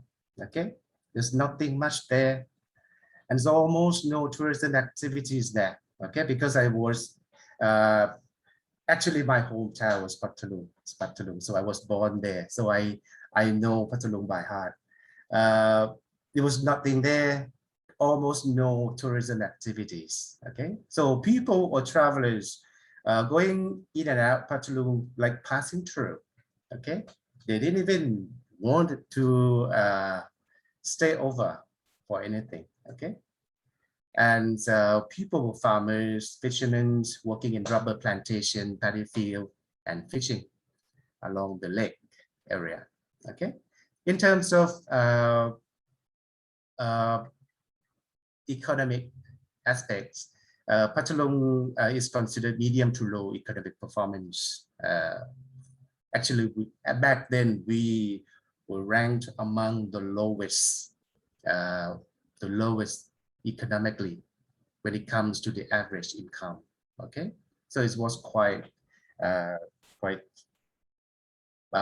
something that not many people recognize. Now, this hidden gems, we're talking about something in Patulung which was hidden, and actually nobody discovered it until one day when a group of entrepreneurs, okay, starting by local people. These are the local people. They realized the potential of the place. They know that there was something, like I said, the hidden gems in Patulung, hidden, and they wanted to show that to the public or show that to the tourists. So it started off, from what I remember, CBT in Patulung was just what you see in the picture. Okay, so what you can see there is only 5 or 6 bungalows on the water. Okay, so this is the picture that I got from my Facebook about 5-6 years ago from my friend who actually went and stayed in this resort. Okay, and I thought that, I mean, that was one of the very first resort or homestay in Patulung of this kind. So from this development, we have to look at Patulung now. It's totally different actually. So mostly I'm talking about 5 to 6 years. Okay. Now from this kind of initiative, the development of Patulung actually relies on 2 major strengths. I'm talking about features of this province. Firstly, if you have a look at Patulung itself, apart from the lake area, we have this unique landmark we call a limestone formation with a tunnel passing through it. Okay, we call this Ok Taluk. Ok Taluk is like Ok is the chest, and Taluk is like through. So basically, this mountain is it's got a hole in it up the very top of it. But this picture is not a good one because I cannot get you to see the hole in that. So it's quite a big hole. Okay, so we call Ok Taluk mountain. So it's like an iconic mountain in the middle of the town. Okay, so in this mountain, actually you can actually go closer to it, and then there's steps that you can go out to view the bird eye, to get the bird eye view of the province. Okay, it's 250 meter high, and yeah, you can climb the mountain. You can go and take pictures and whatever. So this is the iconic strength, I call the iconic strengths of the province. Okay, this is one thing that sparks a lot of development. The other thing that sparks a lot of development is the waterfowl park. When I say waterfowl park, water birds park. So as I mentioned earlier, this is the Pathalung is part of the wetland area. It's a continuation of the Songkhla Lake, which is supposed to be the biggest lake in the country. So this location is ideal for birds to live. So talking about these two strengths of the province, having the iconic mountains and the paddy field and the big lake, so Pathalung started to emerge in the eye of the tourists, starting from the Thale Noi Waterfowl Park. So this is the more like a beginning of the CBT. This is where the resort that I mentioned earlier is situated. Okay, Thale Noi is the largest bird sanctuary and the first wetland reserve in Thailand. Okay, we have nearly 300 fowl species, including endemic and migratory birds. Okay, in the right season, you see lots and lots of birds around the area. The country's most significant wetland, which cover area in 3 provinces, as I mentioned, it's a big lake connected to the ocean in Songkhla, and actually it connects Nakhon Si Thammarat province in the north as well. And the best time to go to this lake to view birds is October to March. Okay, and when you see quite a big variety of birds, and when the plant life is at the most vibrant. Okay, so that's the hidden gem that I talked about earlier. Okay, if you have a look at this from the top, this is the area. Okay, if you see, it's quite serene, quite and these are the things that you're going to see when you go into this lake. We have this lotus, such a huge number of lotus around the area, the birds and everything. Okay, just I think the best way is to explain this going to be through pictures, because I think pictures can tell quite a number of words. Okay, you can see quite a lot of lots of birds there. Okay, now talking about CBT, when it got started, okay, we have two strengths there. And when I mentioned about the mountain, the iconic mountain, and the lake or the waterfowl park. Now, the CBT development in this area started off with really local initiative. I think this is a key thing when it comes to CBT. Local has to start off something, and it has something really small. CBT cannot be big. Like Dr. Chuan Thong said something about the definition of CBT, which is the local inviting tourists to stay over in their place and just show the people what you have. I think that's all about the concept of CBT. I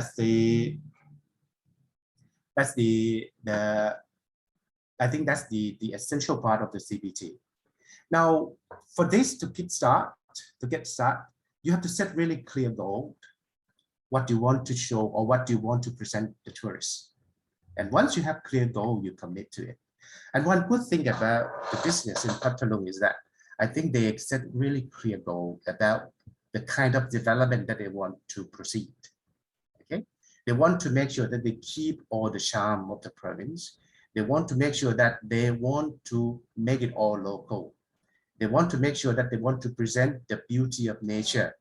I think that's what they set off from the beginning by the style of the bungalow or the resort that you saw in the picture. And actually they commit to it. When they commit to it, means like they try to carry on whatever they started. They are trying not to change it into something along the line of the major stream tourism. Okay, so another thing that they try to keep in developing this is to showcase the uniqueness. And I think it's really important. And I think this is what the most tourists around the world are craving for, is the uniqueness. You want to see the uniqueness of the place. For example, where I fell in love with Bali, myself. But I didn't fall in love with, you know, the Kuta Beach. No, that's nothing, because Kuta Beach is to me more or less like Phuket or Patong Beach. But the place in particular that I really fell in love is Ubud. That's why I've been to Ubud 3 times already, and actually it's one of Thanks the so much. it's one of the places in my heart that I always want to go back. Ubud is to me, I don't know, it's a town of God, and this pure nature and everything, and that's what I mean by uniqueness. Ubud is very unique in many ways, and that's why it attracts a lot of people. Okay, so that's what Pathalung is all about too. They are trying to show their uniqueness to tourists. Now, one thing that actually surprised me a lot about this new development started off, like I said, from these little bungalows, like 4 or 5 of them. They challenged the market really well in terms of pricing. Now, people tend to look at the, when we talk about wooden bungalow somewhere, a lot of people may think that, it must be very cheap. Let's go there. But for Pathalung, it's totally different story, because from the beginning, they didn't try to target the lower market. It doesn't mean that they don't give opportunity for lower market to enter the attraction, but they set the target as medium to high, observing from the prices of the accommodation that they set. Talking about 2,500 baht, I'm talking about something nearly $100 per night. And that's how they started off. And some people said, how are you going to go? You cannot take off with that price. Who are you going to target? Who are going to stay in your bungalow? You just set the price of 2,500 baht per night. So that's the challenge. They challenge the market. But you know what? With the 2,500 baht per night, they attract a lot of people. Okay? Because they have lots more things to offer. Okay? And a lot of people, like I said, like people, I think people start to find something different. Phuket is wonderful. It gives you a lot of choices. Pattaya, Bangkok. But those mainstream tourism attractions are maybe too much into the known. So people want to go into the unknown more and more. And that sparked the success of the development of CBT in Pathalung. And the main thing that I want to stress here is the community engagement. If you look at the development of this concept of tourism, it's very important that everything comes from the community. Business comes from the community, supply chains come from the community, food, catering, souvenir shops, whatever, all come from the local people in the community. And that's keep this sustainable in the long run. Okay. So, and the last one is to take advantage of social media. I remember like that picture that I showed you earlier. It went viral among people. Like a lot of people are from the country and they are used to that kind of thing. But when you are too much, when you are putting yourself too much into this fast changing world, you are more used to big shopping centers and all this lifestyle. People tend to realize that even though they were born in the country, but they tend to realize the value of the pure nature. And that's why in the social media you get to see these pictures a lot, and actually that sparked the popularity of the place. So that's how the CBT in this area started. Now I'm going to run you through the development from then on, from nothing 6-7 years ago, and taking this picture at the starting point as a gem that I told you before about the gem of the area. And they try to give life to it and started all other developments, okay, from small huts in the water. Nowadays, you can see something totally different. And this is the resort that I mentioned. They started off with the 5 bungalows on the water. And now this is their second property. And they are building something right on the water also, but in another scale, okay? And again, as you can see that in terms of decoration and things, they try to incorporate some natural materials in order to make people feel that they are still Indonesia. And that's if you look at it from the top. They're all wooden materials and everything, so you don't really feel like you are in the concrete or anything. Okay, and these are the kind of resorts and places that you get to stay when you come to Pathalong nowadays. Now, actually, this remind me of a place in Laos. I don't know whether you've been to this. I can't think of a name now. Sorry, if somebody can think of a name of this kind of place in Laos, you know, just keep it the name or share with the audience. Okay, so you get yourself back to enjoy the paddy field, stay in the paddy field, learn about the local lifestyle. And this place is another resort. Actually, this from a small development, you get to see quite a number of these establishments in the area. Okay, and this is restaurant and cafe. You know, it's wonderful to sit there in the paddy field and enjoy your cup of coffee. You know, so this is the lifestyle that you get when you come to this place.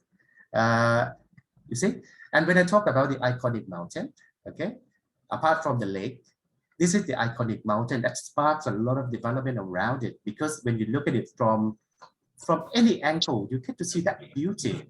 So you get to see quite a lot of development around this iconic mountain. Okay, and this is the example of one of the cafes in the area. You see, it's all there. Some cafes look quite modern, but I think most of them, I would say 90% of them, are still very much into this natural setting with natural material. You see all kinds of restaurants and cafe. What about activities? Some people think that what's Pathalong to offer when it comes to activity? We want to do something, we want to be active. You see that lots of things you can do in Pathalong. Firstly, in the morning, if you are the early birds, you can wake up 5:30 in the morning, get on a long tail boat and go around the lake. Okay, you get to see this beautiful scenery in the morning. Sunset in Pathalong is beautiful. Okay, it's unforgettable. If you're bird watchers, this is the opportunity for you to observe many different types of birds in the area also. And like I said, if you come from October to March, that's the ideal time to visit. And also, because we are very much close to the mountain range in the west, so we have some kayaking activity to offer as well. And if you want to go for a biking, this is opportunity. Photo opportunities there everywhere around the town. And this is a very famous market we call the bamboo market. So this market actually takes you back in time when you were very young. You get to taste lots and lots of food there. And you see, you know, they have no plastic wrapping. Everything is wrapped by natural material and everything. So I would say this is the ideal market for you to get to taste all the local food. Okay, and this market is actually sponsored by the TAT, Tourism Authority of Thailand as well. So it's up and running and attract a lot of tourists there. Okay, and one of the very outstanding development or outstanding products of the area is the handicraft. Okay, Dr. Tonto said something about OTOP, one Tambon one product. Okay, which is part of the development of CBT promoted by the government. The government tried to encourage local community to come up with one brand, at least one brand in the local community, and try to promote it up to national level or even international level. So Pathalong has a really proud handicraft center. They try to upgrade the local handicraft making into something recognized at the international standard. So this one is the I'm really proud because this place we call the Wani Craft is owned and run by one of the students of Thaksin University. It's a family-run business, but it's now not family-run anymore because they attract a lot of customers, and actually most of the product that they produce here get exported to Japan.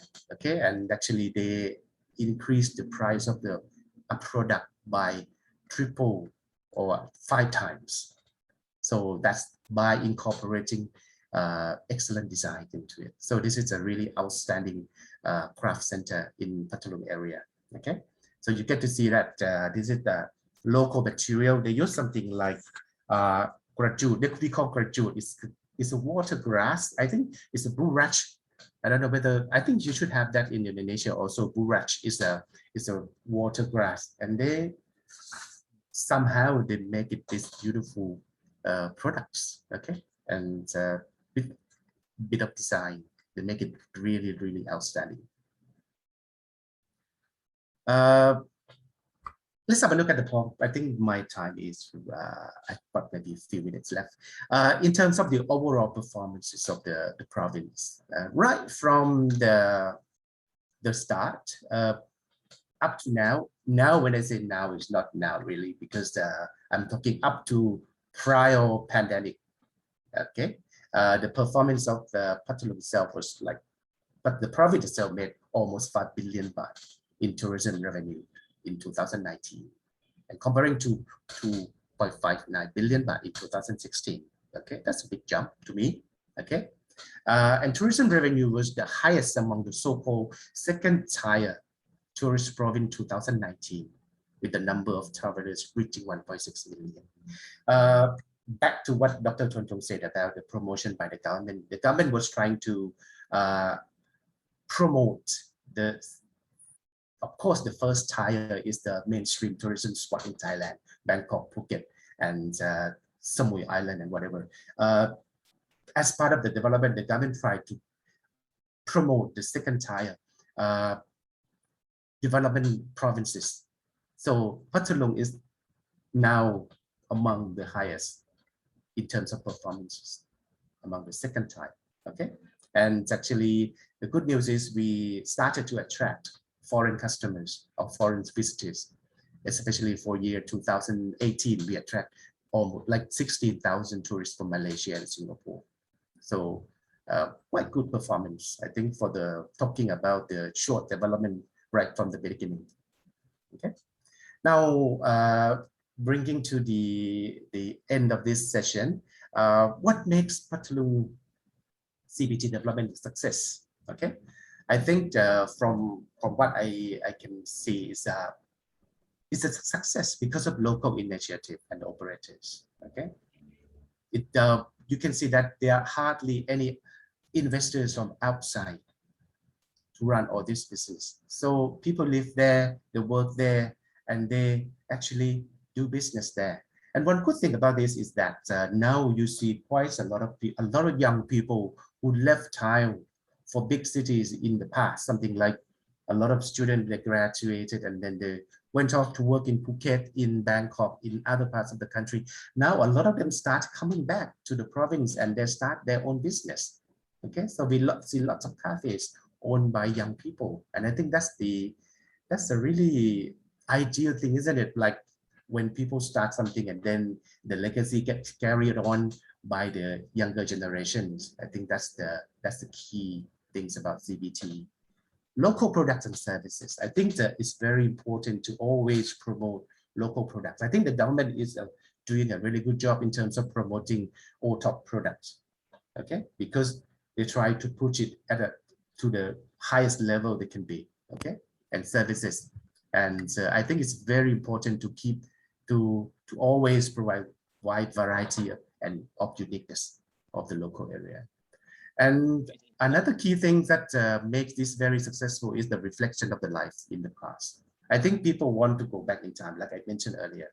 Okay, so if CBT is a really good means to get people back in time to see what they were like 10 years ago.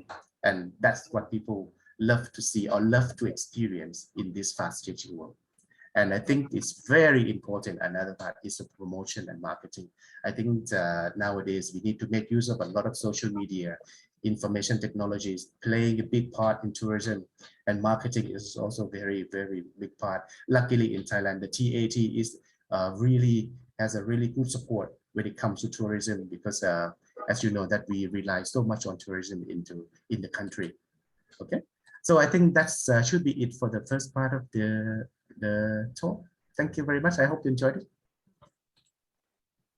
Okay, thank you, Dr. I could not agree with you anymore. You know, in Pathalung, you can show us a clear picture and a clear understanding about the impossible way to promote the small village to be the reputation tourist attraction among tourist people. So by following your example of the CBT in Pathalung province is much impressive and its size favorable for both domestic and international tourists.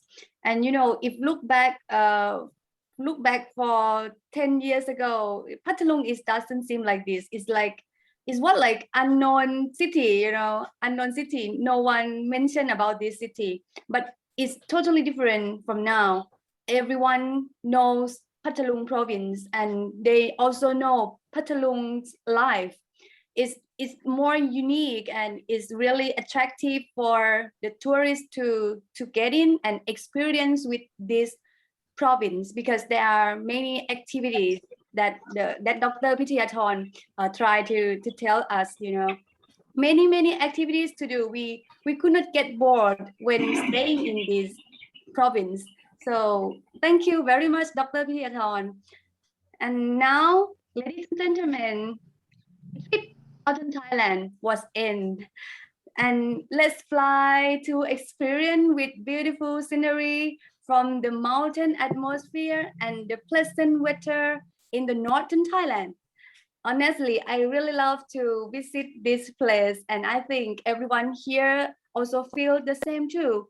So I can't wait to hear good practice of the CBT in northern of Thailand already. So everyone, please enjoy and please join me to welcome Ms. Sawathan, the head of Airline Business Program, Suan Dusit University, Lampang Center. Please welcome. สวัสดีค่ะ everyone. สวัสดีค่ะ Thank you, Ajahn Hatsamon, for passing the stage to me. And good morning, His Excellency Mr. Kansun, and also the keynote speaker from Thaksin University, and also from Bali as well. And I would like to say good morning officially to Indonesian people, mostly from Bali and someone from Bandung, Aceh, and everywhere. It would be a very great pleasure for me to be here on this occasion. So first of all, I would like to say congratulations and happy anniversary for the 76th anniversary of the Indonesian. Okay, for today, first of all, I would like to introduce myself first. My name is Sawathan Samanit. As you may know, I'm the head of the Allied Business Program from Suan Dusit University in Lampang Center. I just want to give you some idea about my university. The headquarters of my university is in Bangkok. Okay, Suan Dusit University. We also have one campus in Suphanburi, and we have 4 centers in all over in Thailand. For example, in the north, we have a center in Lampang, and in the south, we have a center in Trang. And also we have another center in Hua Hin as well. And also one more center in Nakhon Nayok. Okay. My university is specialized in hospitality program, early childhood education program, nursing care, and also culinary program. Okay, there are 4 identity of my university. And now it would be a great honor to share with you about my experience dealing with the development of CBT in Lampang. Actually, I just want to let you know that I'm not the expert in CBT, but I just want to share my idea what we have done with the community in terms of the developing, help them to develop the or to run the CBT in their communities. Okay, before we start my part, I would like to share my screen and give you a brief idea about Lampang provinces.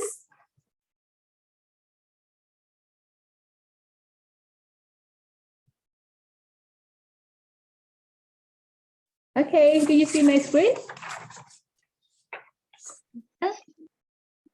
Is in Right, you see it already, right? Yes, it's okay. Okay, all right. First of all, I just would like to introduce Lampang province to all of you. As you may know, Lampang province is in the north of Thailand.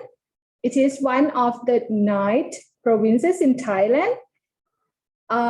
Most of the people know Chiang Mai, right? But someone may not know about Lampang because Lampang is counted as a small provinces, but it is the industrial provinces. Okay, I just would like to share with you about a brief history about Lampang. Okay, date back more than 1,300 years ago. It's very long history. Lampang share the long history with Chiang Mai. Okay, and Lampang used to be a part of Lan Na Kingdom. Maybe you may know Lan Na Kingdom is cover the area of the northern part of Thailand, including Lamphun, Lampang, and also a part of Chiang Mai. Okay. Previously, we have the old name. We have many old names. For example, I give you some example of Lampang old name like Kelang Nakhon, Lampang, or Mueang Lakhon. Okay, it's very different from present name, but it's very interesting because the name have the meaning. Okay, previously Nakhon Lampang is governed by Khmer, and later it was colonized by Burma because Lampang is a part of Chiang Mai or a part of Lan Na Kingdom. So it's used to be colonized by Burmese. Okay, and then later, during the period of King Thonburi, or 250 years ago, we have our own king. So we have our own king. The first king of Lampang we have in 1736, and later Lampang was announced as a province in Thailand, one of the provinces in Thailand in 1892 in the reign of King Rama V. Okay, this is just rough idea about the history of Lampang provinces. Okay, now I just want to share you where is Lampang. What is the location of Lampang? You can see the red spot here. This is the area of Lampang. As you may know, Lampang is one of the northern provinces, but the area of Lampang is not quite big. It's about 12,536 square kilometers, and is considered as the 5th largest province in the north. Okay, what is the biggest provinces in the north? Do you know? Okay, maybe you can have an idea that Chiang Mai is the biggest one, right? Okay, actually Lampang is far away from Chiang Mai, around 1 hour's drive or 80 kilometers from driving from Chiang Mai. It's not so far away. When you take a flight to Chiang Mai, you just rent a car and drive to Lampang. Very easy and very convenient road. Okay, and Lampang is also surrounded with the mountain range, and in the middle of Lampang is a plain area where the farmer can grow up the rice field. Okay, right, and next I'll show you about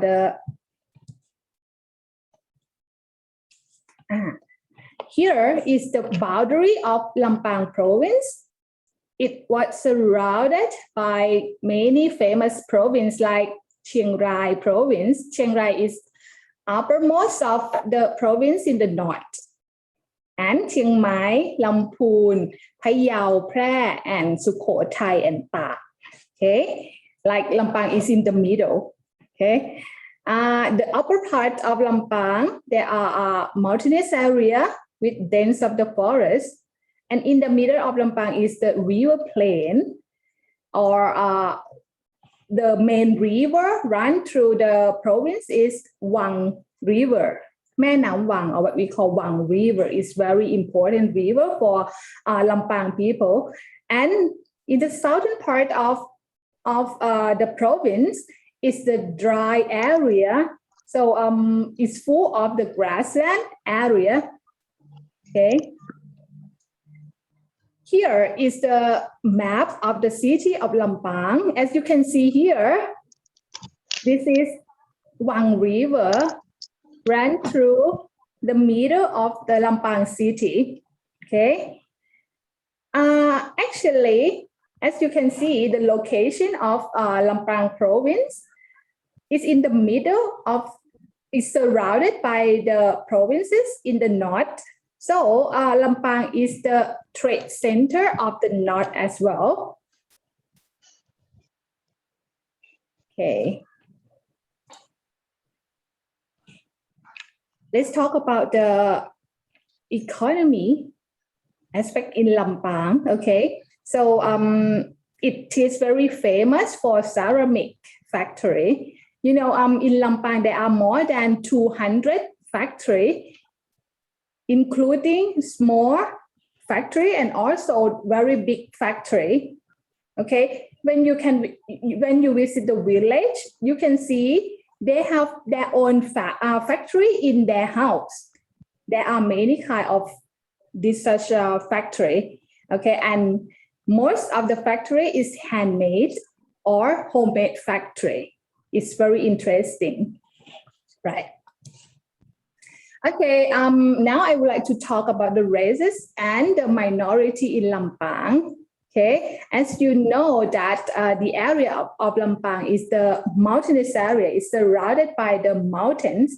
So there are several tribes or the hill tribe people live in the hill or the mountain surrounded Lampang province.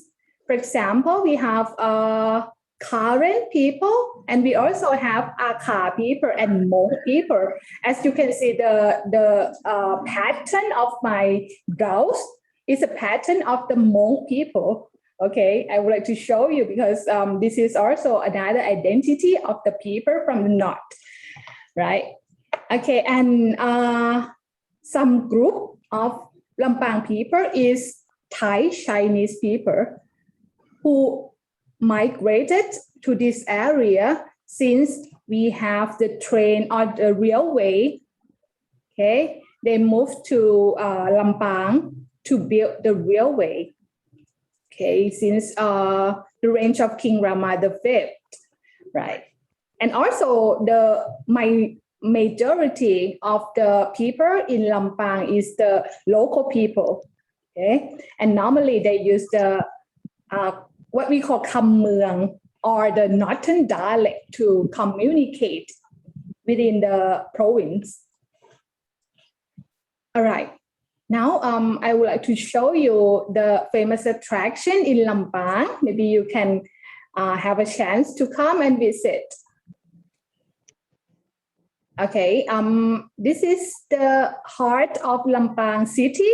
It's what we call Kat Kong Ta. Kat is mean market, Kong is mean the road, Ta in the northern dialect is what we call the port. So this area is used to be the port because it's situated near Wang River. In the previous time, we normally transport our product via the river. So this is this area used to be the commercial area or the central of Lampang commercial area. Okay, but right now we open to be the night market every Sunday and Saturday. Okay, and next to this market, you can see the white bridge over there is Rasada Ancient Bridge. This is also the very important for Lampang history as well. This bridge, it was painted into the black color because of the World War II to protect the bridge from the bomb. Okay, so but right now they changed the color back into the white one. Okay, like the original color, right? Okay, this is a place that is very important for our history. All right, let's move to the natural resources in Lampang. Okay, the first picture that you can see here is Suan National Park. Okay, this national park is around 60 kilometers away from the heart of Lampang, and it is a hot spring. Okay, and also not far from the hot spring here, there are also Suan waterfall, which is very, very beautiful one. Okay, and on your left hand is Lom Pu Kiao. This is very, very new attraction that just found not more than 10 years ago. And this place is very secret one. Like you can have a trekking into the jungle. You cannot imagine that there is a very green pond inside the jungle. Okay, this is very amazing places as well.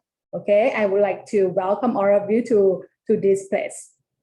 Okay, and another attraction in Lampang, which is very famous as well, is the cultural resources. There are many temples that you can see in Lampang. Okay, the first picture that you can see here is Wat Chalerm Pakiat, which is in Gia Hom district.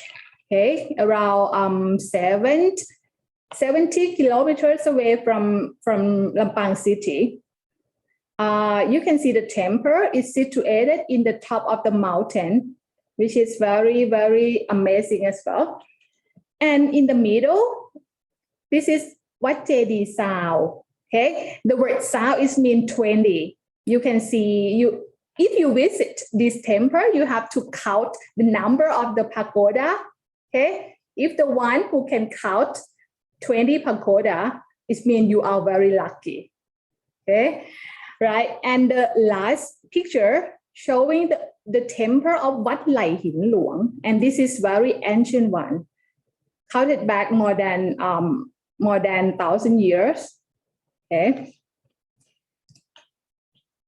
Okay, the most important temple in Lampang is Wat Pata Lampang Luang. Okay, I know every Thai people, you know the famous of this temple. Okay, this is very long history. Okay, since Hari Punchai Kingdom. Okay, and on your right hand side, it's Prakeo Don Tao Temple. Okay, this temple is used to house the Pakao Morakot, which is the very high venerated Buddha image for the Thai people. Okay. Not only the Thai style temple, in Lampang, we also have a lot of Burmese temple as well. Okay. For example, here, there are 3 temples that I show you right here. Actually, there are a lot more temples which are from Burmese ancestor. Okay, the history of the Burmese temple in Lampang area. Why there are a lot of Burmese temple in Lampang? Because as I told you before, Lampang was colonized by Burmese for a short time. And also 100 years ago, in Lampang, there is a very big industry. That is a teak wood industry. So when that industry come to Lampang, the Burmese people come with the English company.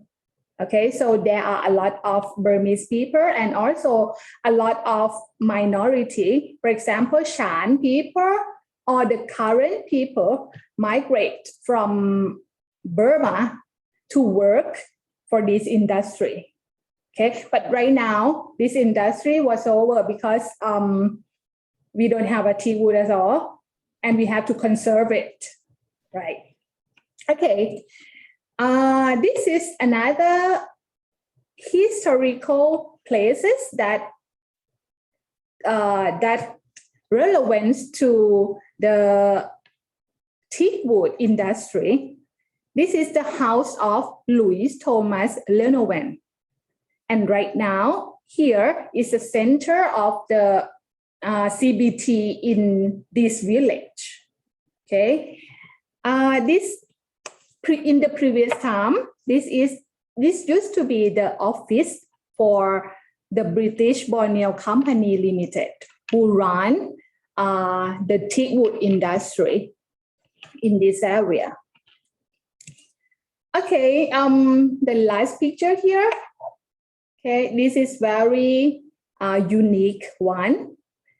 When you come to Lampang, you may be surprised that you can see the horse carriage on the railroad running together with the car, with the motorcycle. It's normal. Okay, and everyone can take the horse cart carriage to the market. Okay, or what we can call this is a living museum for Lampang. Okay, right. Okay, I just would like to show you about this video. Maybe you can see about the attraction, more attraction in Lampang and more activity that you can visit and come to join with us.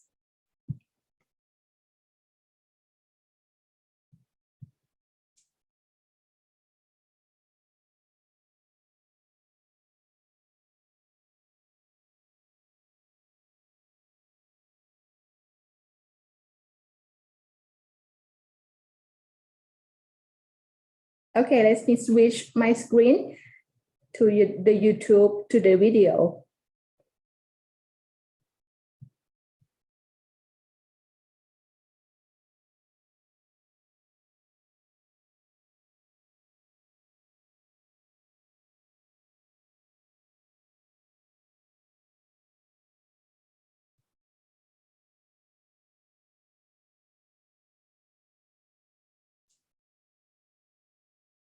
I'm sorry, do you hear the voice? Yeah, the voice is not. No voice, but you could see the movie. All right, I try to share you the voice as well because the YouTuber describe it in English. Okay.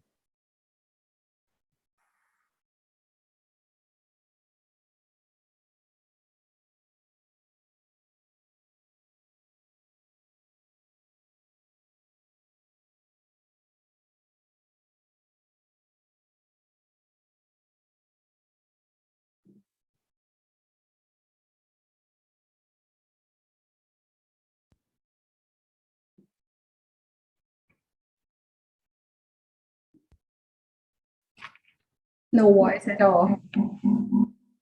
Yeah. Oke, moga Pak Suan ya Pak.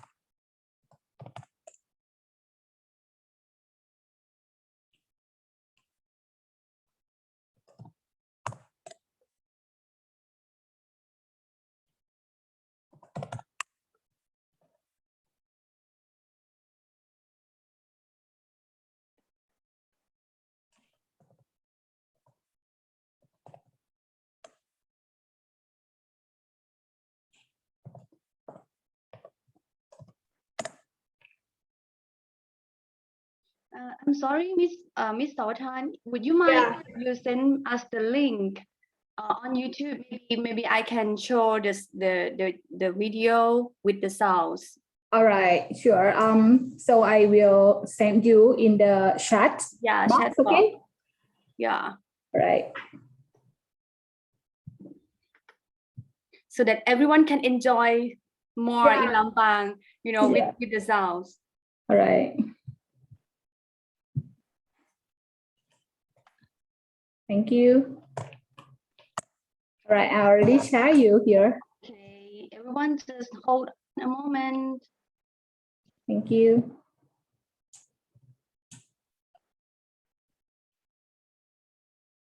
อยากขายของออนไลน์ให้ลูกค้า300ล้านคนบนตลาดค้าปลีกที่ใหญ่ที่สุดในโลก Amazon. Do you know that? So let me share. I have to stop my sharing, right?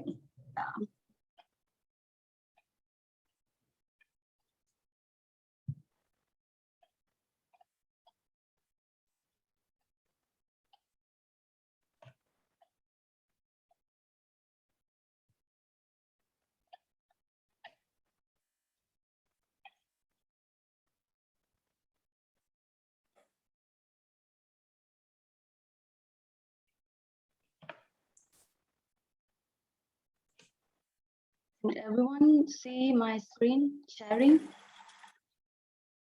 ของเรากำลังเรียนภาษาอังกฤษอย่างมีวิธี Already see it. It's coming already. Okay. Yeah. School. The video, everyone. That's just 1 hour away from Chiang Mai. There's so นี่ much. คือวิธีการเรียนรู้ที่ผิดมาก ตัวอย่าง ฉันมีขนม2 ชิ้น เด็กจะต้องตีความหมาย2 ครั้งด้วยกัน ครั้งแรก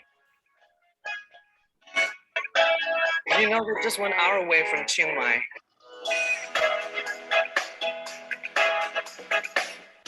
Welcome to Pratat Lampang Luang.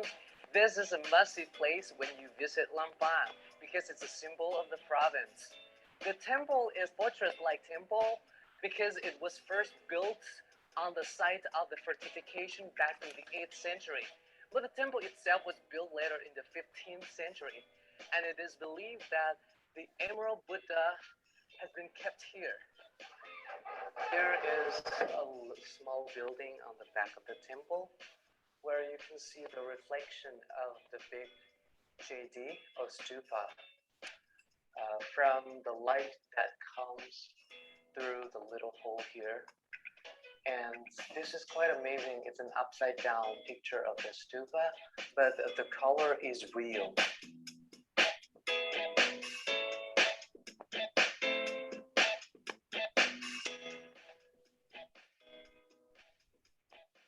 Since the birth of Thai Railway over a century ago, Lampang Railway Station is an important junction on the way from Bangkok to Chiang Mai. And this is the steam locomotive they used in early days. The building is a mix of European and Northern Thai style architecture. This is a preserved building.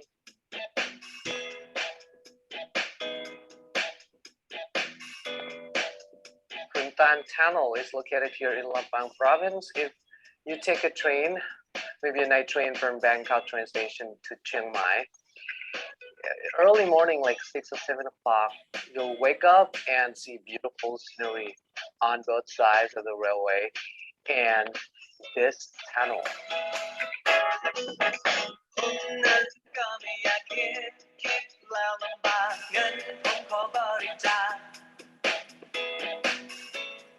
After driving for just over 1 hour from Lampang downtown, we have arrived on Phang Ngao, and this is one of the natural wonders here in Lampang province, Lom Pu Kieu. Wow, this is something. It's like a big pond in the mountain. Why it's famous is because of the natural crystal clear water in turquoise color.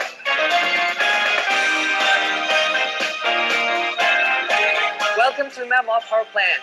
This place was discovered over 60 years ago. Now it is both the lignite mine and also the power plant managed by the Electricity Generating Authority of Thailand. It's now open as a tourist attraction. Every year in November, there's an annual festival that is open for the public, for them to enjoy like food, music, exhibitions, and the beautiful nature of Lampang.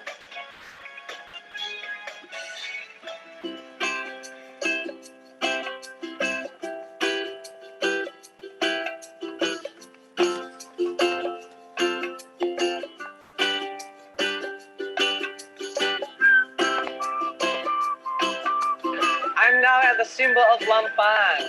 Here, it's the center of Lampang town where the main 5 streets meet. This is Lampang Clock Tower. So you should come here to take a photo as a souvenir.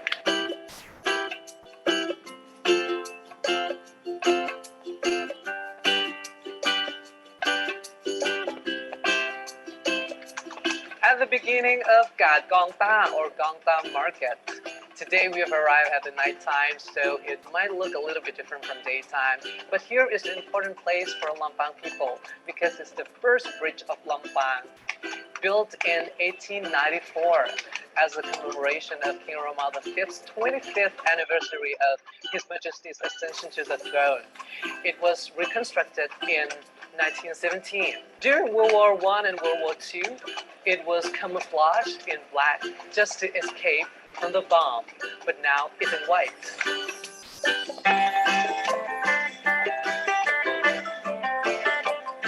The other day I just had coffee at Tin Thai Coffee, so I just met my new friend.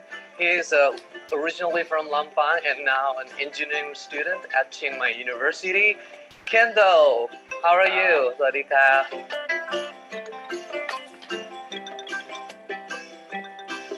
This is actually the first time I'm here. Oh, really? Yes, I've heard of this place a long time ago. It's very famous. The name of this place is called Ban Sao Na. Ban Sao Na translates to House of Many Pillars. The reason for the many pillars is that the owner of the house, they wanted to kind of show off their nobility and their prosperity, so they built many pillars. So this place is called the House of Many Pillars. So when I was a kid, I wondered how many pillars are there.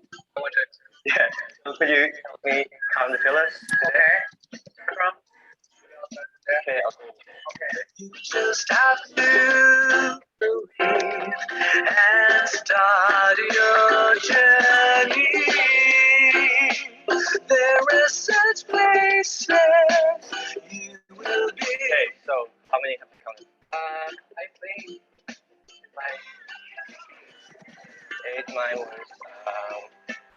75. Yeah. Have you counted this side? Wait, I'm supposed to count it. never mind. Let's do the next Yeah. thing. I hope you enjoy the trip. Stay tuned for the next episode. Please subscribe.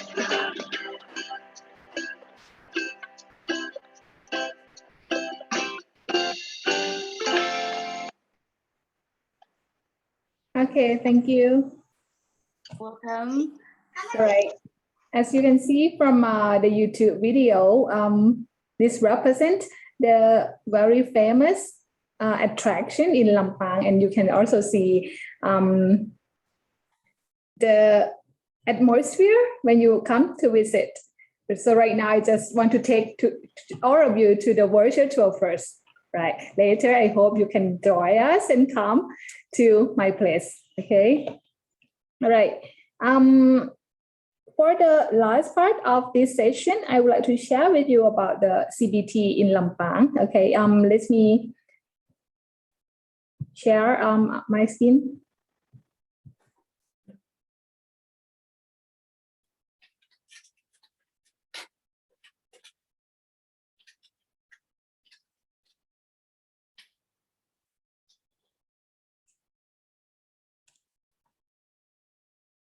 All right. According to my experience, working with the group of CBT, the local group in Lampang, okay, they are from several communities that run CBT in their own community and they success. Okay, and then they just want to set up a group or a team to help the other community that is start that want to start the CBT and in their community. So this group is what we call Lampang Community-Based Tourism Network, which is start from the head of the village, from Ban Samkha village. There are 3 villages that gather and work together. The first one is Ban Samkha, and the second one is Ban Thamao, and the last one is Ban Champui, which is the Monk Hill Tribe village.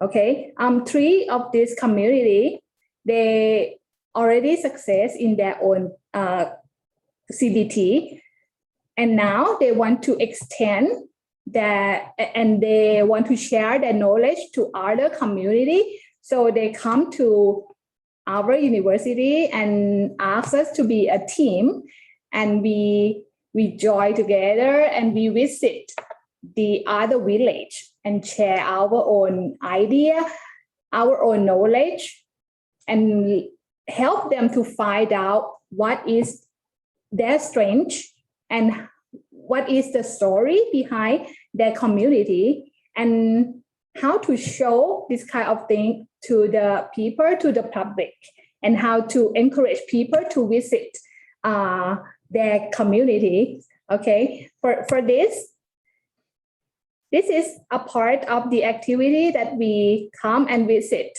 the other villages. For example, this guy is from community, from Karen village community, and also they also have a Kha community share together, meaning to say that this village, there are 2 tribes living together in one village. So it's not very easy to share the idea together. So we try to be the one to ask them to share their idea, okay, and help to run the community based tourism in their village, right? And here I would like 3 of them from the network to share their idea. What does they do according to the network, the CBT network in Lampang? Okay.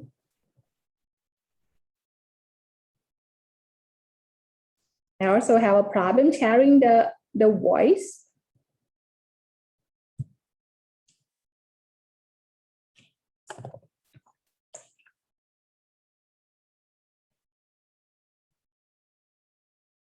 Okay, Dr. Tontong, can you please help me sharing this?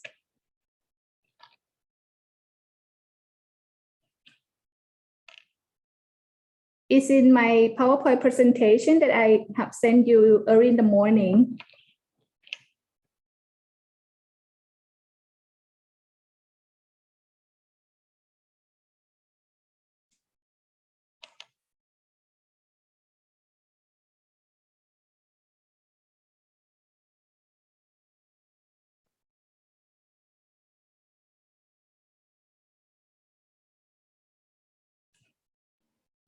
Ajahn Maprang, can you?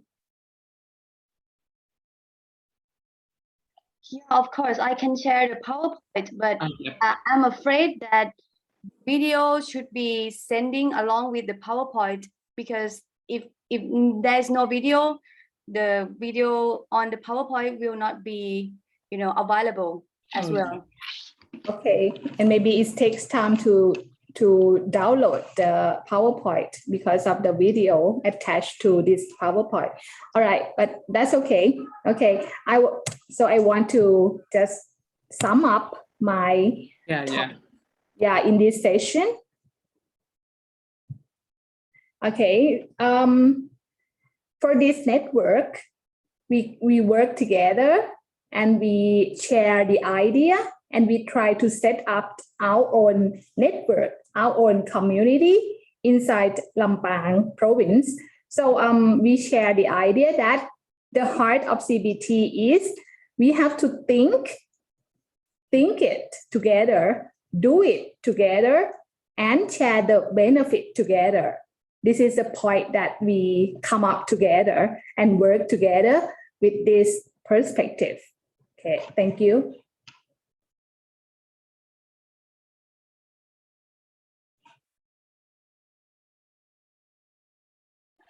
Okay, thank you very much, Miss Anne, for sharing us about the attractions in Lampang and also the CBT promotion and approaches to develop the CBT in Lampang as well. Your presentation generates plenty of advantages for us in practical way, I think.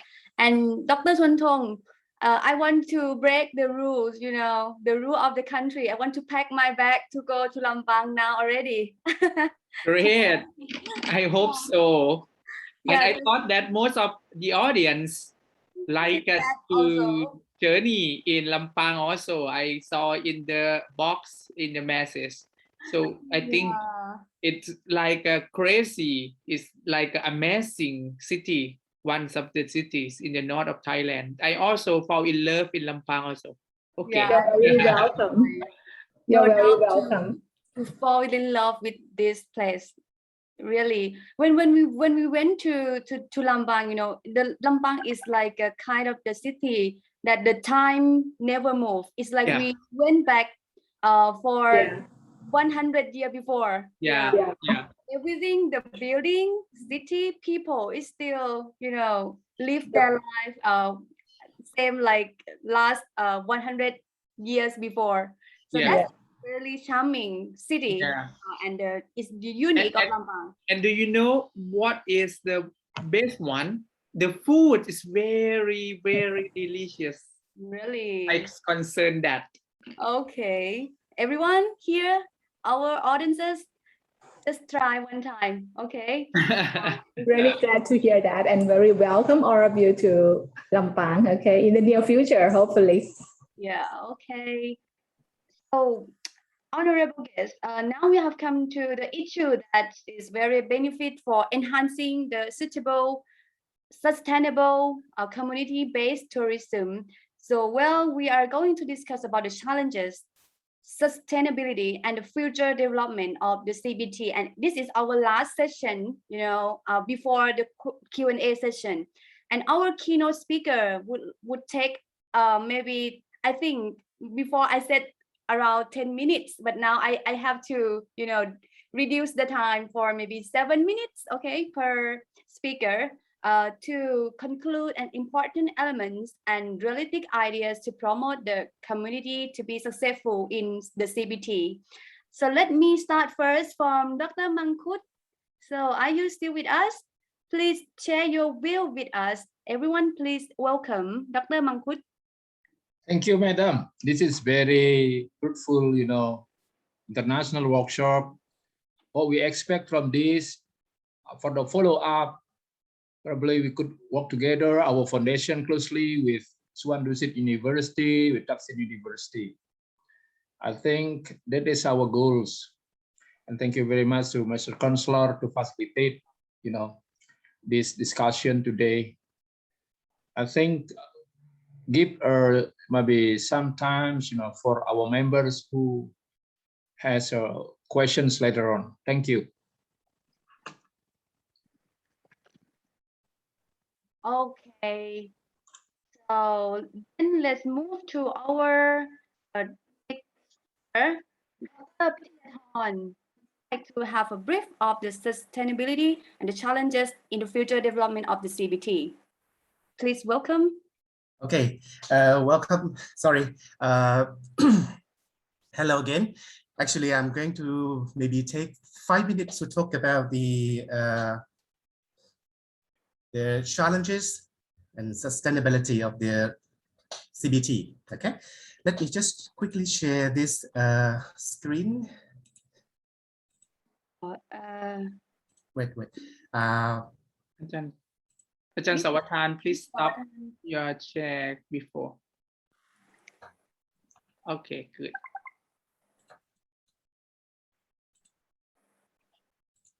Just bear with me a moment.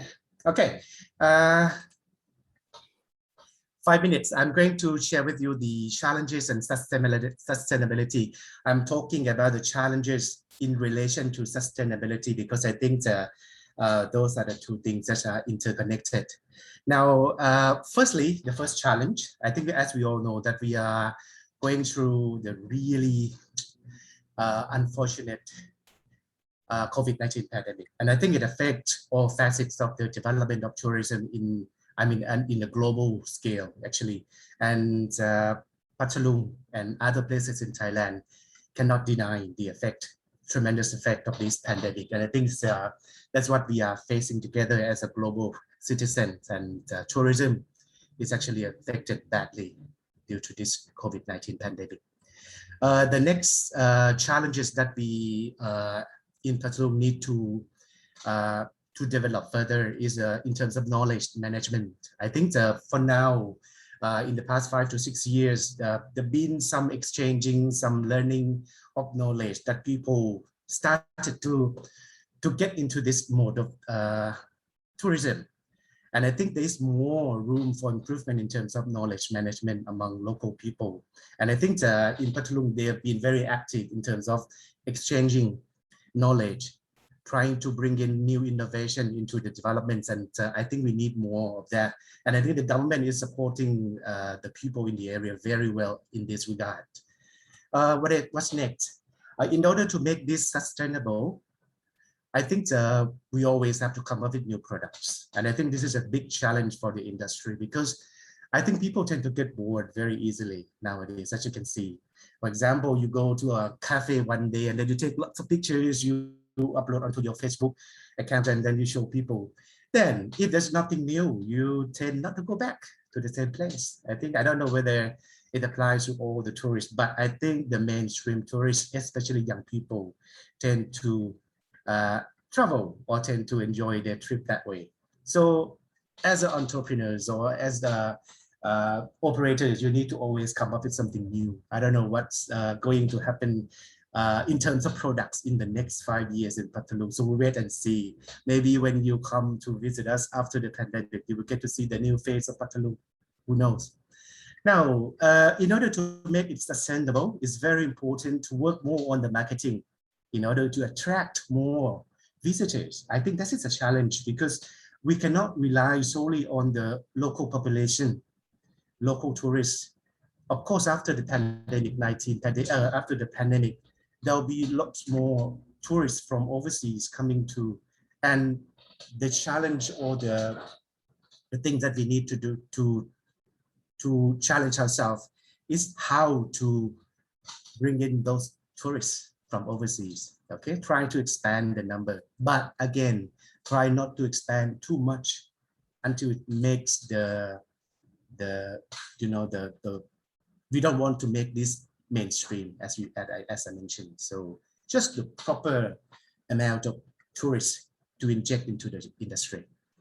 Now, in order to attract wider group of people, especially those from overseas, I think we might need to talk about service standard, okay? And I think this relates to the management, tourism management in the area. In order to create excellence, I think that is some sort of education and training need to be there in order to make sure that the local people learn about the standard products in terms of services, okay? And I think it's a big thing when you talk about the environment. CBT relates very closely with the environment because we make use of the environment around us. So I think the key issue here is how to balance the use of environment and the preservation of the environment at the same time. How can we make sure that all the birds still come to this wetland area? Because as I mentioned earlier, that we also have a lot of migrated birds from many other sites around the world, and also how to make sure that the local birds keep staying there, okay? How to make sure that the tourists will not disturb the livelihood of the birds. So I think that's also the challenge because things may change if early in the morning, you get to hear noises from long tail boats and everything. I think that could affect the life of the wildlife in the area, and that would spoil the charm of the area also. I think how to balance between the use of the environment and the preservation is the key here in order to make sure that the CBT is sustainable. And I think one thing that we have to be aware of is that when the place is popular, of course, it would attract a lot of investors, and especially those from outside. And that's something I don't think we really want in CBT, because we want to keep this for the local.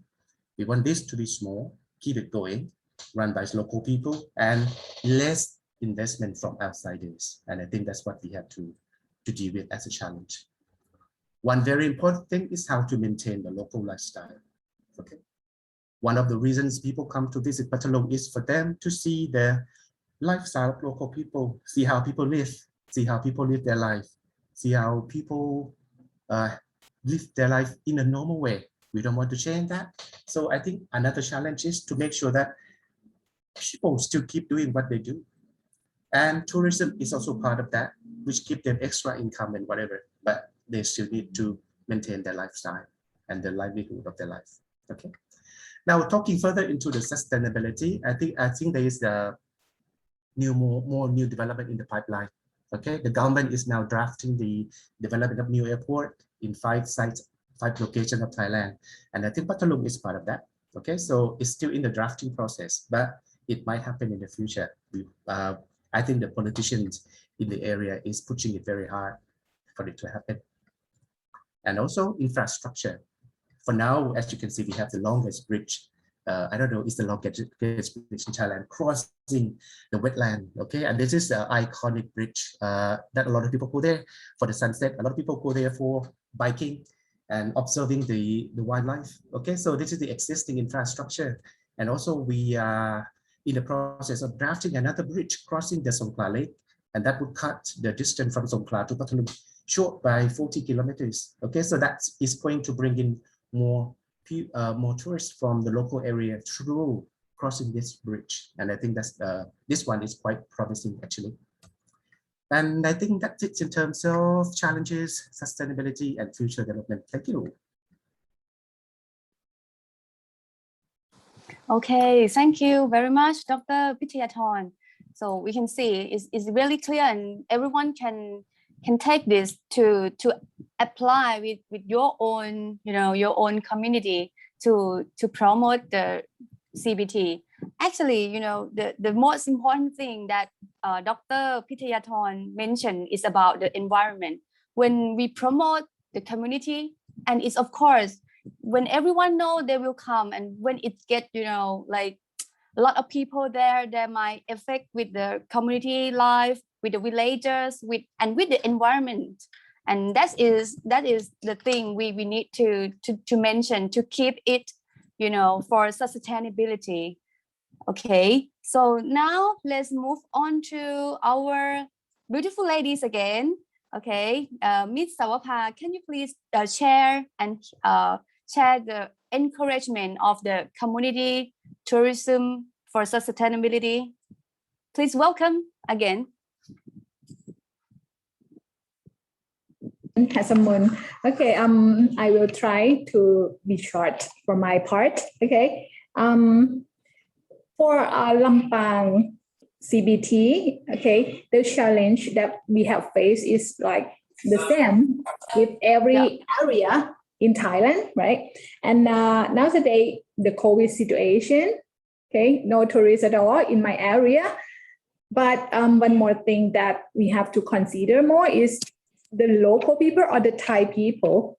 Okay, so I am going to say that the tourism behavior will be changed from the big group or the foreigner to the local people or the Thai people, and they will come to Lampang in a small group or the private group, or what we call FIT, the free individual travelers.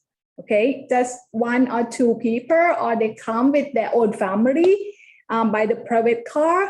Okay, so right now we have to get ready and we have to look back to our own community, prepare for them, and most of the thing that we have to concern is the safety and the healthy standard that we have to give back to them. We have to make sure that they come to our province, they come to our community, they must be safe. Okay, and we can observe that there are several tourists come back to Lampang already right now, but in a very small group. Okay, this is like a good chance for us. Okay, and also I want to mention that for CBT in Lampang, the main income is not from the tourists, but the main income is from architecture. They have their own farm. They are the gardener. They plant flower. They plant temperate plant, for example, strawberry, avocado. So they also have their own income, but their income is just reduced. So even there are a pandemic crisis, they still can survive. Okay, this is the way of sustainability development. They don't stick only from the income from the tourism, but they still have their own income to live their life, right? Okay, at the end of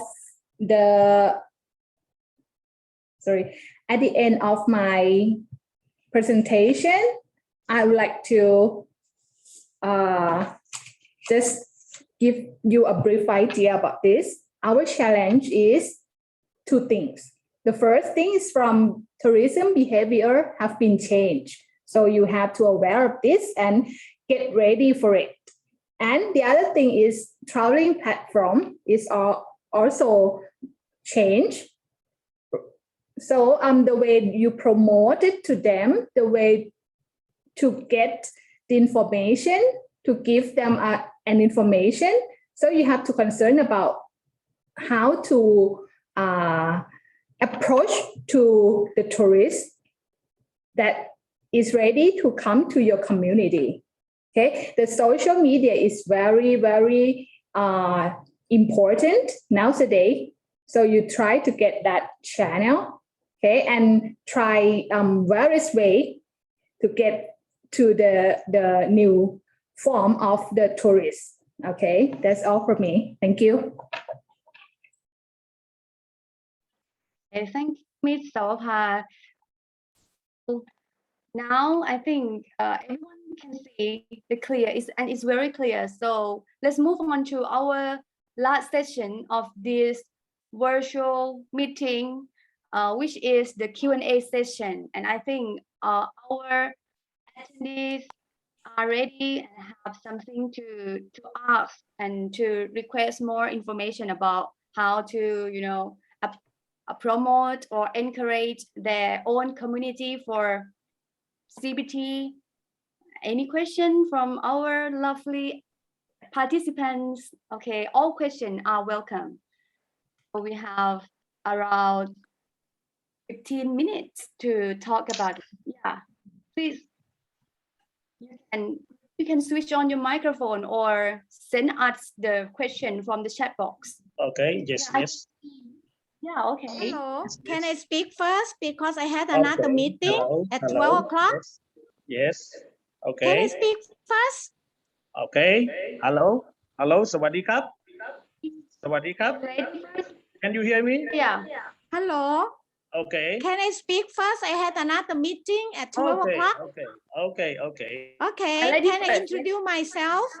I am the past president of the Tourism Association of Songkhla. Also, I'm a chairwoman of the Cultural Council of Songkhla. Also, may I share the opinions that I am I think the big top 10 to bring the outbound tour to Indonesia, and my group is about 400 agencies in Thailand that I had brought in to Indonesia before COVID every month. And the most that we select is Bali and Borobudur. And second is Medan. And third with Singapore and Batam. And this is a number that I report to the Tourism Indonesia almost every year, that how many of tourists I have brought to the Indonesia. So after COVID, I think next year, after COVID, can we sign as a bubble? Bubble tourism means like many countries now can come to Thailand through Phuket Sandbox because of the bubble that we sign. And as you know that our countries have a very good connection in the IMTGT. That is not so difficult for us to sign in. I was thinking to go to the consulate of Indonesia of Songkhla, but it's locked down, so I cannot go. So I bring this subject that I had a lot of numbers to go also for the next year to Bali and Borobudur. I had a very close agency there, also Padang, but Padang is less. Medan also less, but Bali and Borobudur mostly from Bangkok market. And so as I'm a outbound operator, to go out, inbound only 35% to come in Thailand as Songkhla, Pathalung or Satun. So Excellency, the Consul of Indonesia, if we can have a Zoom meeting just for the tour operator to consult about the bubble sign with the government. But first must sign with the operator of the Indonesia tour first, like in Bali, and also the tour first in the south of Thailand. So if this come true, then we bring this to the government that we are in IMTGT. So we can do next year. I hope that COVID will disappear next year. Next year, maybe by June, but we have to prepare on this work, you know, to propose to the government, our government, and through you, the government, because I love Indonesia. I bring my people and we see on the rural, on the village, handicraft, Thai people love it. And the traditional is very, very good, super. Also, you wear the, you know, like the traditional of Indonesia. So that's it. I want to bring this subject that, you know, join together to sign first for the bubble, and we hope can do next year. This year we prepare, dress up ourselves for the normal, you know, normal package tour. You know that you must get 2 doses of vaccine. You must get checked 72 hours PCR before you fly to Indonesia. Same, Indonesian come to Phuket or come to Thailand and can we have PCR check 72 hours. So you see that they have tried Phuket Sandbox from the country that have a lot of COVID more than us, like America. None of them had the COVID when they come, only inside the country that we had to protect ourselves also. So thank you and congratulations on the 26th Independence Day of Republic of Indonesia. We are the good friends. We always had the MTGT meeting, and I'm the charter of the members of the MITA in the old day from the private sector. After MITA, private sector then come to MTGT.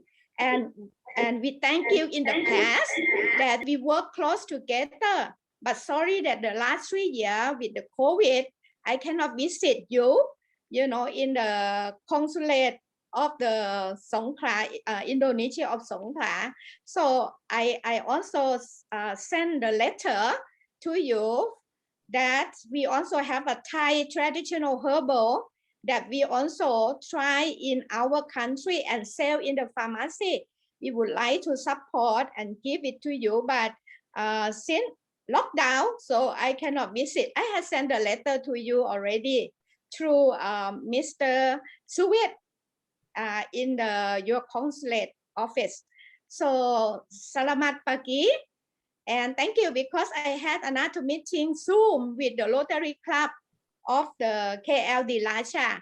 About 12 o'clock, I must go in because I had to lead my members in for the meeting. Selamat pagi. Thank you. ขอบคุณค่ะ. Thank you, Miss. So, our council, anything to share with Miss?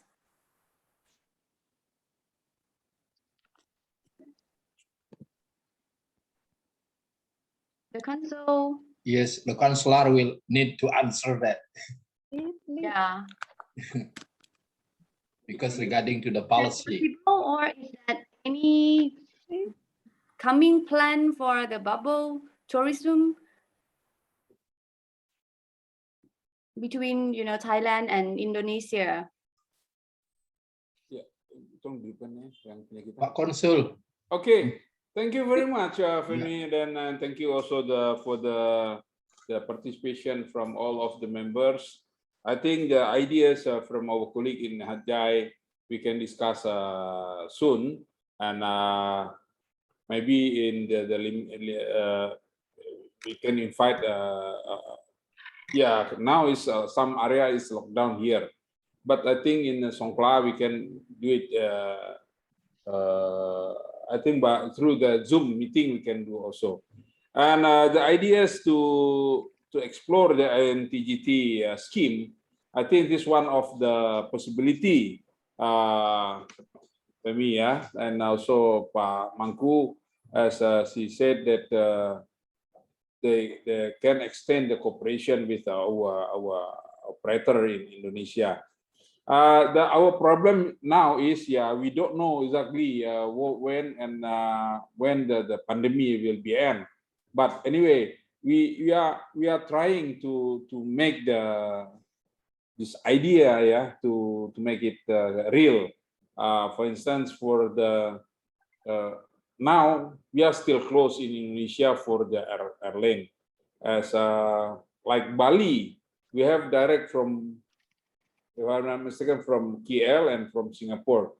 But now, since it's closed, we cannot do anything now while we are trying to get the herd immunity in Bali, and then we see the possibility. Once they arrive in Indonesia, they can go everywhere actually. I think we can arrange soon, Dr. Mangkut, discussion with our Thai counterpart regarding this idea. Yep. I will contact you soon, and how to see the possibility technically, because I'm not an operator anyway. I have the ideas, and we can facilitate.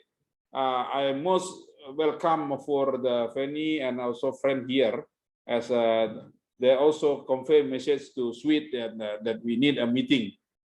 I will contact you, Dr. Mangkut, soon. Thank you. Thank you, Excellency. Thank you, our council. So, some colleagues that there have been questions. So, may I invite Miss or Mr. I'm not sure. Okay, CD Turker. I'm sorry if I was spelling wrong. Mr. or Miss CD Turker. Okay. Thank you. Okay. Sorry, I have to turn off the mic. Okay, can you hear my son? Yes. Clear. Someone? Can you hear me? Yeah, I can hear you. It's clear. Okay. Wait a minute. I have to. Yeah. Okay. I have been to Thailand several times, especially Chiang Mai, and another also with both Cambodia, and the last place I visited last year is Nan. Yeah, it's a great journey to the Nan, to the north, with a cold weather. Yeah. My name is Sidi Turkel. Sidi is similar to your former Prime Minister, yeah, Sidi Sapetsila. I'm a lecturer in tourism planning management and also geotourism at Yanapura Bali University, and also a doctoral student in the tourism doctoral program at Udayana University Bali. I'm very interested and feel enlightened by this virtual seminar because I was given knowledge about the application of CBT in Thailand. Yeah, it's for me, it's a part of cross-culture understanding exchange. Yeah, so I can hear, I can see, and also listen about the some of the how CBT done in Thailand. It's very interesting for me because I also can share the experience to my students also. Yeah. About your promotion, I have no doubt with your tourism promotion. Yeah, very well planned and supported by all stakeholders. Yeah, thank you very much to the Indonesian consulate in Songkhla, and also thank you also for inviting from Master Professor Mangkukandia, His Holiness Priest. Yeah, I appreciate with your invitation, and I'm happy to join with this seminar. Thank you, Mr. I came a little bit late because of this meeting this morning. Yeah, so yeah. Thank you very much. Yeah, Holiness. Yeah. Okay. Let me give you a short insight first. Yeah. I see a policy in implementation of CBT in tourist destination in Thailand is a very influential by the role of the royal family. Yeah, from the national side to the regions, including village. Yeah, they have a power to say yes or not for a village to develop as tourism destination or tourism village. That's my discussion also last year with my colleagues in the Thai Friendship Society in Bangkok. Yeah, people are very obedient to their advice or policy from the royal family. Yeah. So this is my question to the academics of some of the honorable speaker. Yeah, is how do academics approach tourism village that will be developed to be as a destination tourism or tourism village? Yeah, between the local government policy and the royal family role or the royal family influence. Yeah. I want to know about some of your short comments about this one. Yeah, but before you answer, yeah, I want to share my experience. I have experienced accompanying a friend from Thailand. Yeah, he came as a tourist and also as a good friend. He visited to Bali a few years ago. Yeah, my friend was very angry and felt uncomfortable seeing many parties selling Buddha statue by placing them carelessly, and some in the grass, some are not in the good place. He said, in Thailand, the Buddha statues that are sold will be placed in a respectable place, even if they are sold. Therefore, if a friend from Thailand comes to Bali, I will convey the condition earlier so that he or she will not surprise about the situation in Bali. So I think some of you already know there are along the street in Kuta, yeah, there are some shop sell Buddha statue just laying in the ground. Yeah, that's my experience. So just thank you very much. Yeah, just short question, but I'm very happy to join with this seminar. Hope another seminar will be done also between the student and also lecture from different university. Yeah, thank you very much. Mr. So, honorable speakers, can you please answer this question? May I maybe invite? I think from Thaksin and Dusit University answered. Okay. I can share some of the, I may not be able to answer all of the questions, but I can touch upon the idea of educational institution involvement in the CBT. Okay, and I am going to give an example of my university. As part of the main policy is that the university or the programs in university need to be part of the community in some way, okay? So because Thaksin University is positioned itself as a community, has a community engagement policy.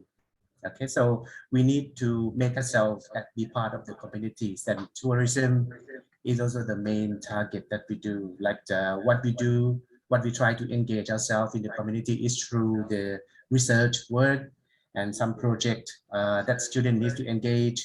And also I do a lot of training for local people in the industry myself. So I think those are the kind of things that we do, and we always have to do it as part of our main policy of university, apart from academic development.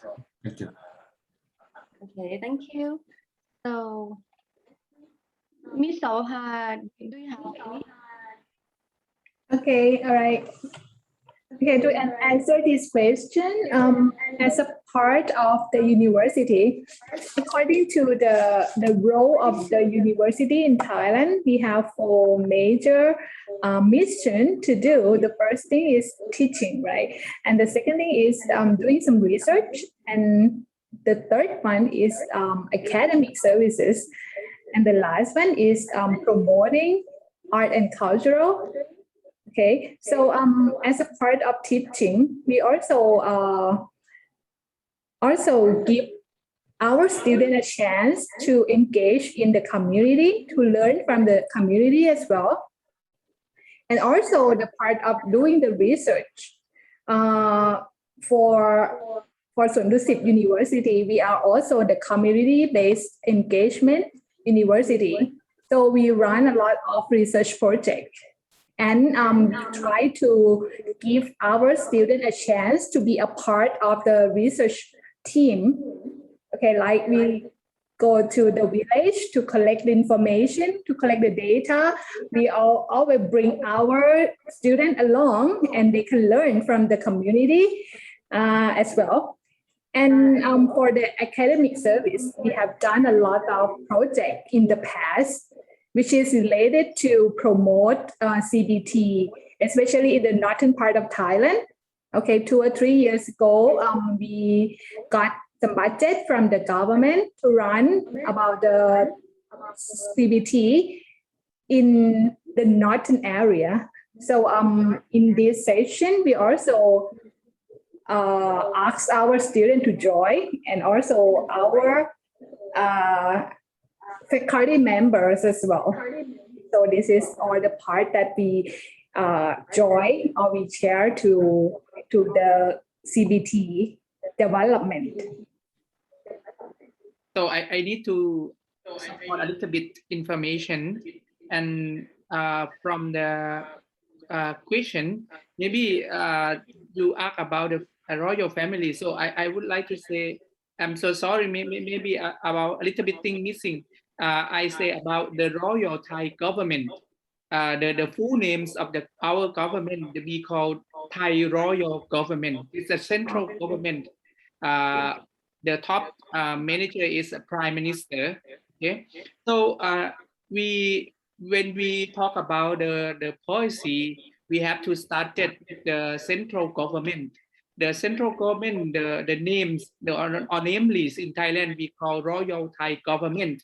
If you talk about the roles of royal Thai, it means the kings of Thailand. I think we have many projects from the king that we call the royal project.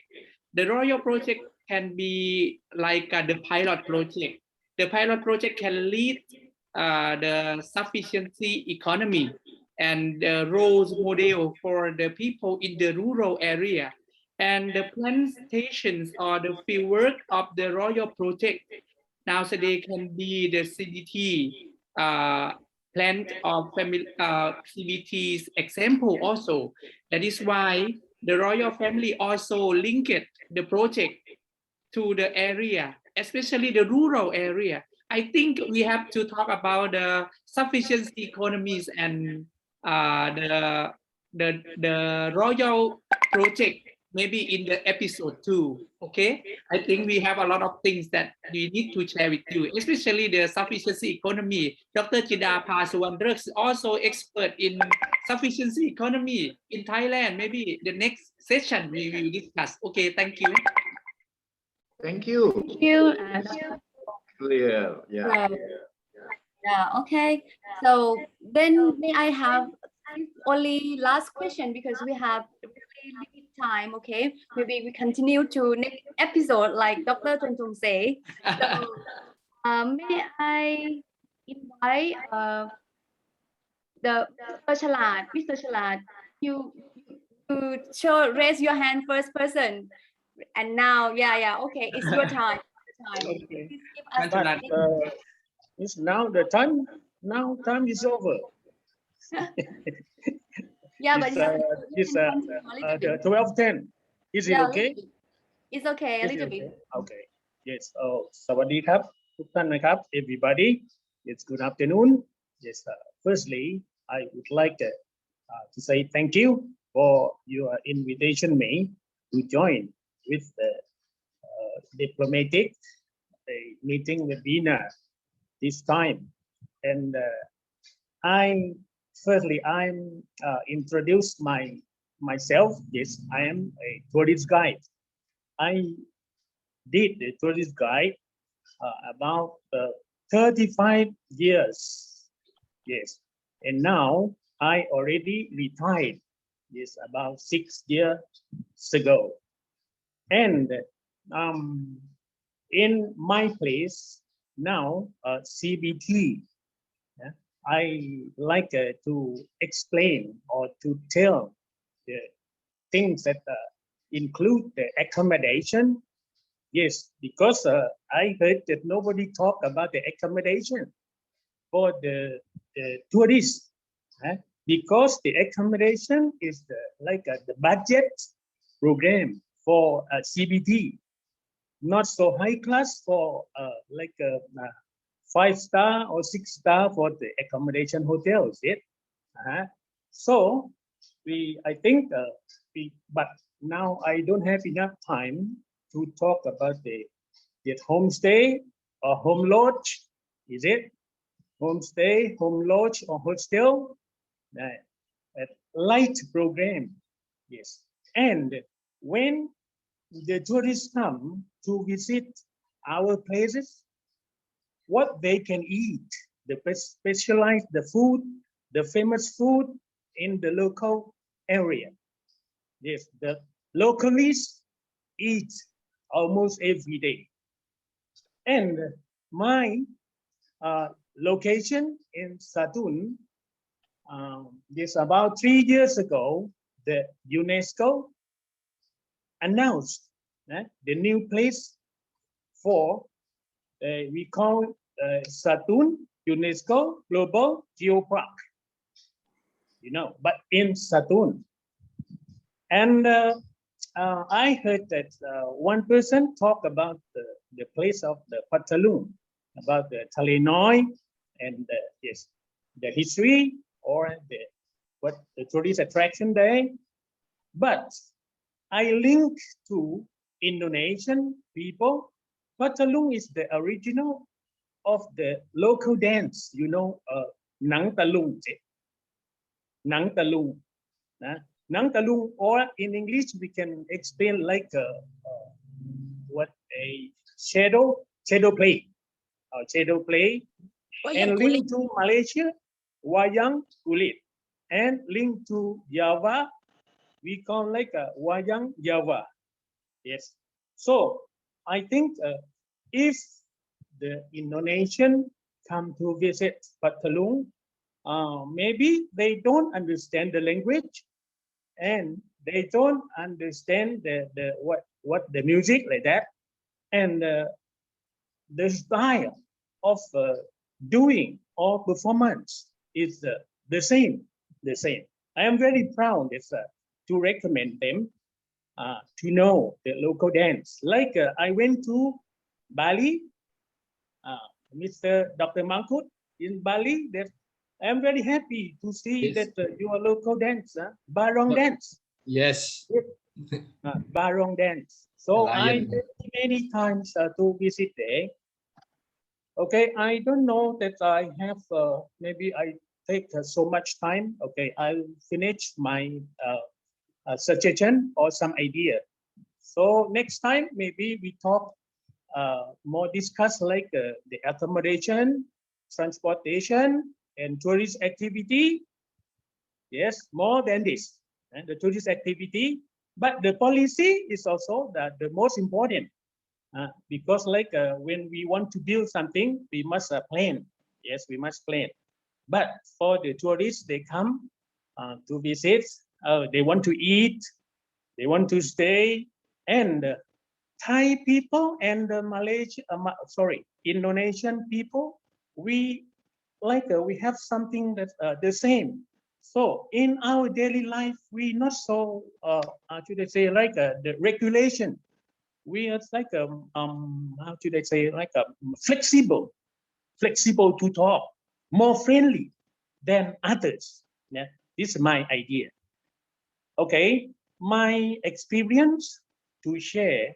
First landing for me to Indonesia about 30 years ago is Bologna Airport in Medan, not Sumatra. Yes. Oh, I very interested in that place very much.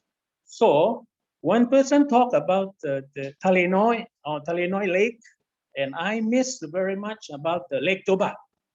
You know, Lake Toba in Wadapat and the Brazagi, like that. And for the second place for me is the Central Java is Borobudur and Prambanan. Yes, many. I cannot count how many times I visited there. And the East Java is Surabaya. Surabaya is very famous for the Bromo National Park. Yes, volcano. And after that, the last place is Bali. This is my favorite place in Indonesia. And the unique for Indonesian in 10 countries, that Thai people, they don't know very well because the local time zone in Indonesia, West Indonesia, Jakarta time is same as Bangkok and same as Satun. Okay, and then the central is Bali. Bali is Bali time is same in Kuala Lumpur. And the east, the easternmost point of Indonesia, like Ambon, that is 2 hours before Thai time. Yes. Yes, okay, I very rushed, so sorry. And to take the limited time, maybe I so confused to talk rashly and that. Okay, thank you very much. I don't know how to say because the time is over. Yes. Thank you. Sawadee krap.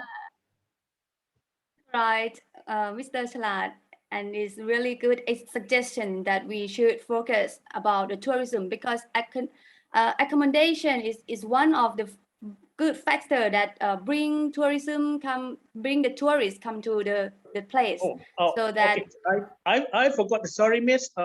For the what how to say like a green season or the peak season for the suitable time for the tourists to visit. Don't forget to discuss about that. You know, but I don't know that I am talking as a tourist guide experience. I am not a academist, so I am sorry. Maybe you hear I talk about what thing I don't know. Thank you. Well, okay. that's great idea. We can bring your idea to maybe next session, next episode of the meeting, because the tourism and the CBT is really useful for bring up the economic development for the countries. So thank you a lot. Thank you very much, and thanks a lot every lovely participants and our lovely speakers. And I think now we should go on to our final session, which is the closing session. So may I kindly invite Mr. Consul to have a little bit of closing remark. Please, everyone, join me to invite our Consul. Okay, thank you, Ms. Moderator. I think before closing, may I take this moment, to invite my colleague, Dr. Mangkut. You may say something, Dr. Mangkut, or Dr. Mangkut will also say something, or what, Moderator? I just would like, on behalf of our members in the I think Dr. Mangkut first. Okay. Yes, on behalf of our member, Dewisnu Foundation, from Sabang to Merauke, the whole part of Indonesia.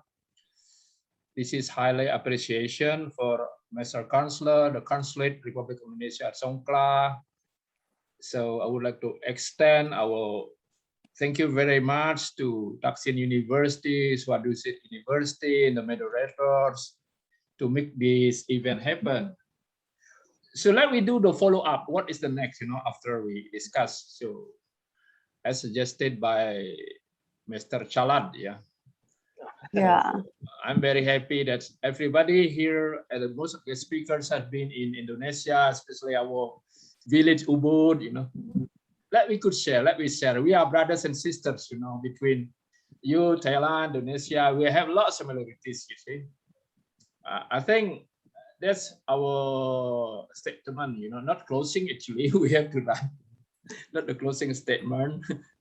I mean, appreciation to our, our Consulate Republic of Indonesia at Songkhla, in line with commemoration, our Independence Day 76 of the Republic of Indonesia. Thank you very much, Mr. Counselor. Yeah, thank you, Dr. Mangkut. Okay, I take my opportunity to use this closing session again to appreciate to all of you. I know some of you want to say something, but we are it is a long webinar, I appreciate also for our moderator who handled this discussion and traffic of communication.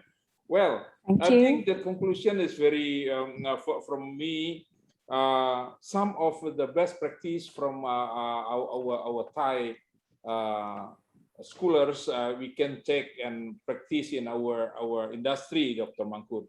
Like some of conclusion given by speakers from Lampang, from Thaksin, also from Patalung, give us the new atmosphere. I do agree with Mr. Chalat. Mr. Chalat is a counterpart of Dr. Mangkut. The mileage of his career in tourism is more or less same with Dr. Mangkut. Dr. Mangkut is more than 35 years. Dr. Chalat also like same lah. You are the patron of this industry, and I saw Aida there also. That's a president of Thai Association. All of you are very optimistic friend. So Dr. Dennis and Madam Moderator today, together with resource person, Dr. Mangkut and Dr. Salat, trying to give a formula, tips. I think they are also claim they are not good expert in this industry, but they are trying to see through the academic knife, academic spectacles to see how to help the CBT. I think this very fruitful discussion, Dr. Mangkut, Tuan Chalat. I know Satun also famous with Geopark, and I think some of our friends in Indonesia need how to make it concrete. Yes, your is also same with the Thai counterpart. So after this, we can make a small discussion with some of you to see how to make the ideas, running after this. At least during pandemic, we can make preparation. I also inform Dr. Dennis, Ms. Plangman, some of our friends in Indonesia make a short video. So like you have in Patalung, in Dr. Dennis, they introduce the destination object in Indonesia. I think we can see how best we can share that information after this. For me, as a host of this event, together with Thaksin University, Dr. Dennis and I appreciate to all of you, especially for the research persons, Dr. Mangkut Kandia, the new name, yeah, Dr. Mangkut Kandia. We are very happy to call him. Very easy for Thai partner to call you Dr. Mangkut. Then to our research person from Lampang and from Thailand, Patalung, and also from Songkhla. Again, I invite you all of you to give a big applause to all of the research person and also to our moderator. Thank you very much, and we meet again in our next session. Thank you very much, Madam. Thank you very much. Okay, thank you. So the final part, okay, I think can we have a little bit of snapping a group shot photo, okay? A group shot photo before we leave the meeting room. So everyone should have the, you know, like mini heart or the like or anything else that you want to join, okay? Are you guys ready? Everyone, please switch on the camera. Okay, I would bring you a mini heart. So, okay, if everyone is ready, so let me 1, 2, 3. Okay, so hopefully all of your requisition to attend this meeting will be fulfilled. And really thank you everyone, thank you organizer, and thank you all of the speakers. And we would be joining us again on site, okay, next year in the next future. Thank you very much. Thank you. Bye-bye, see you again. Bye-bye.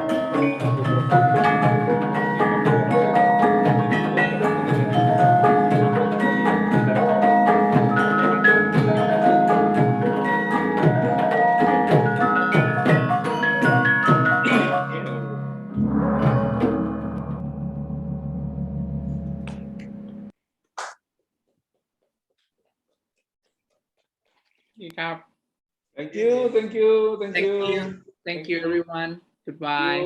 Goodbye. Thank you.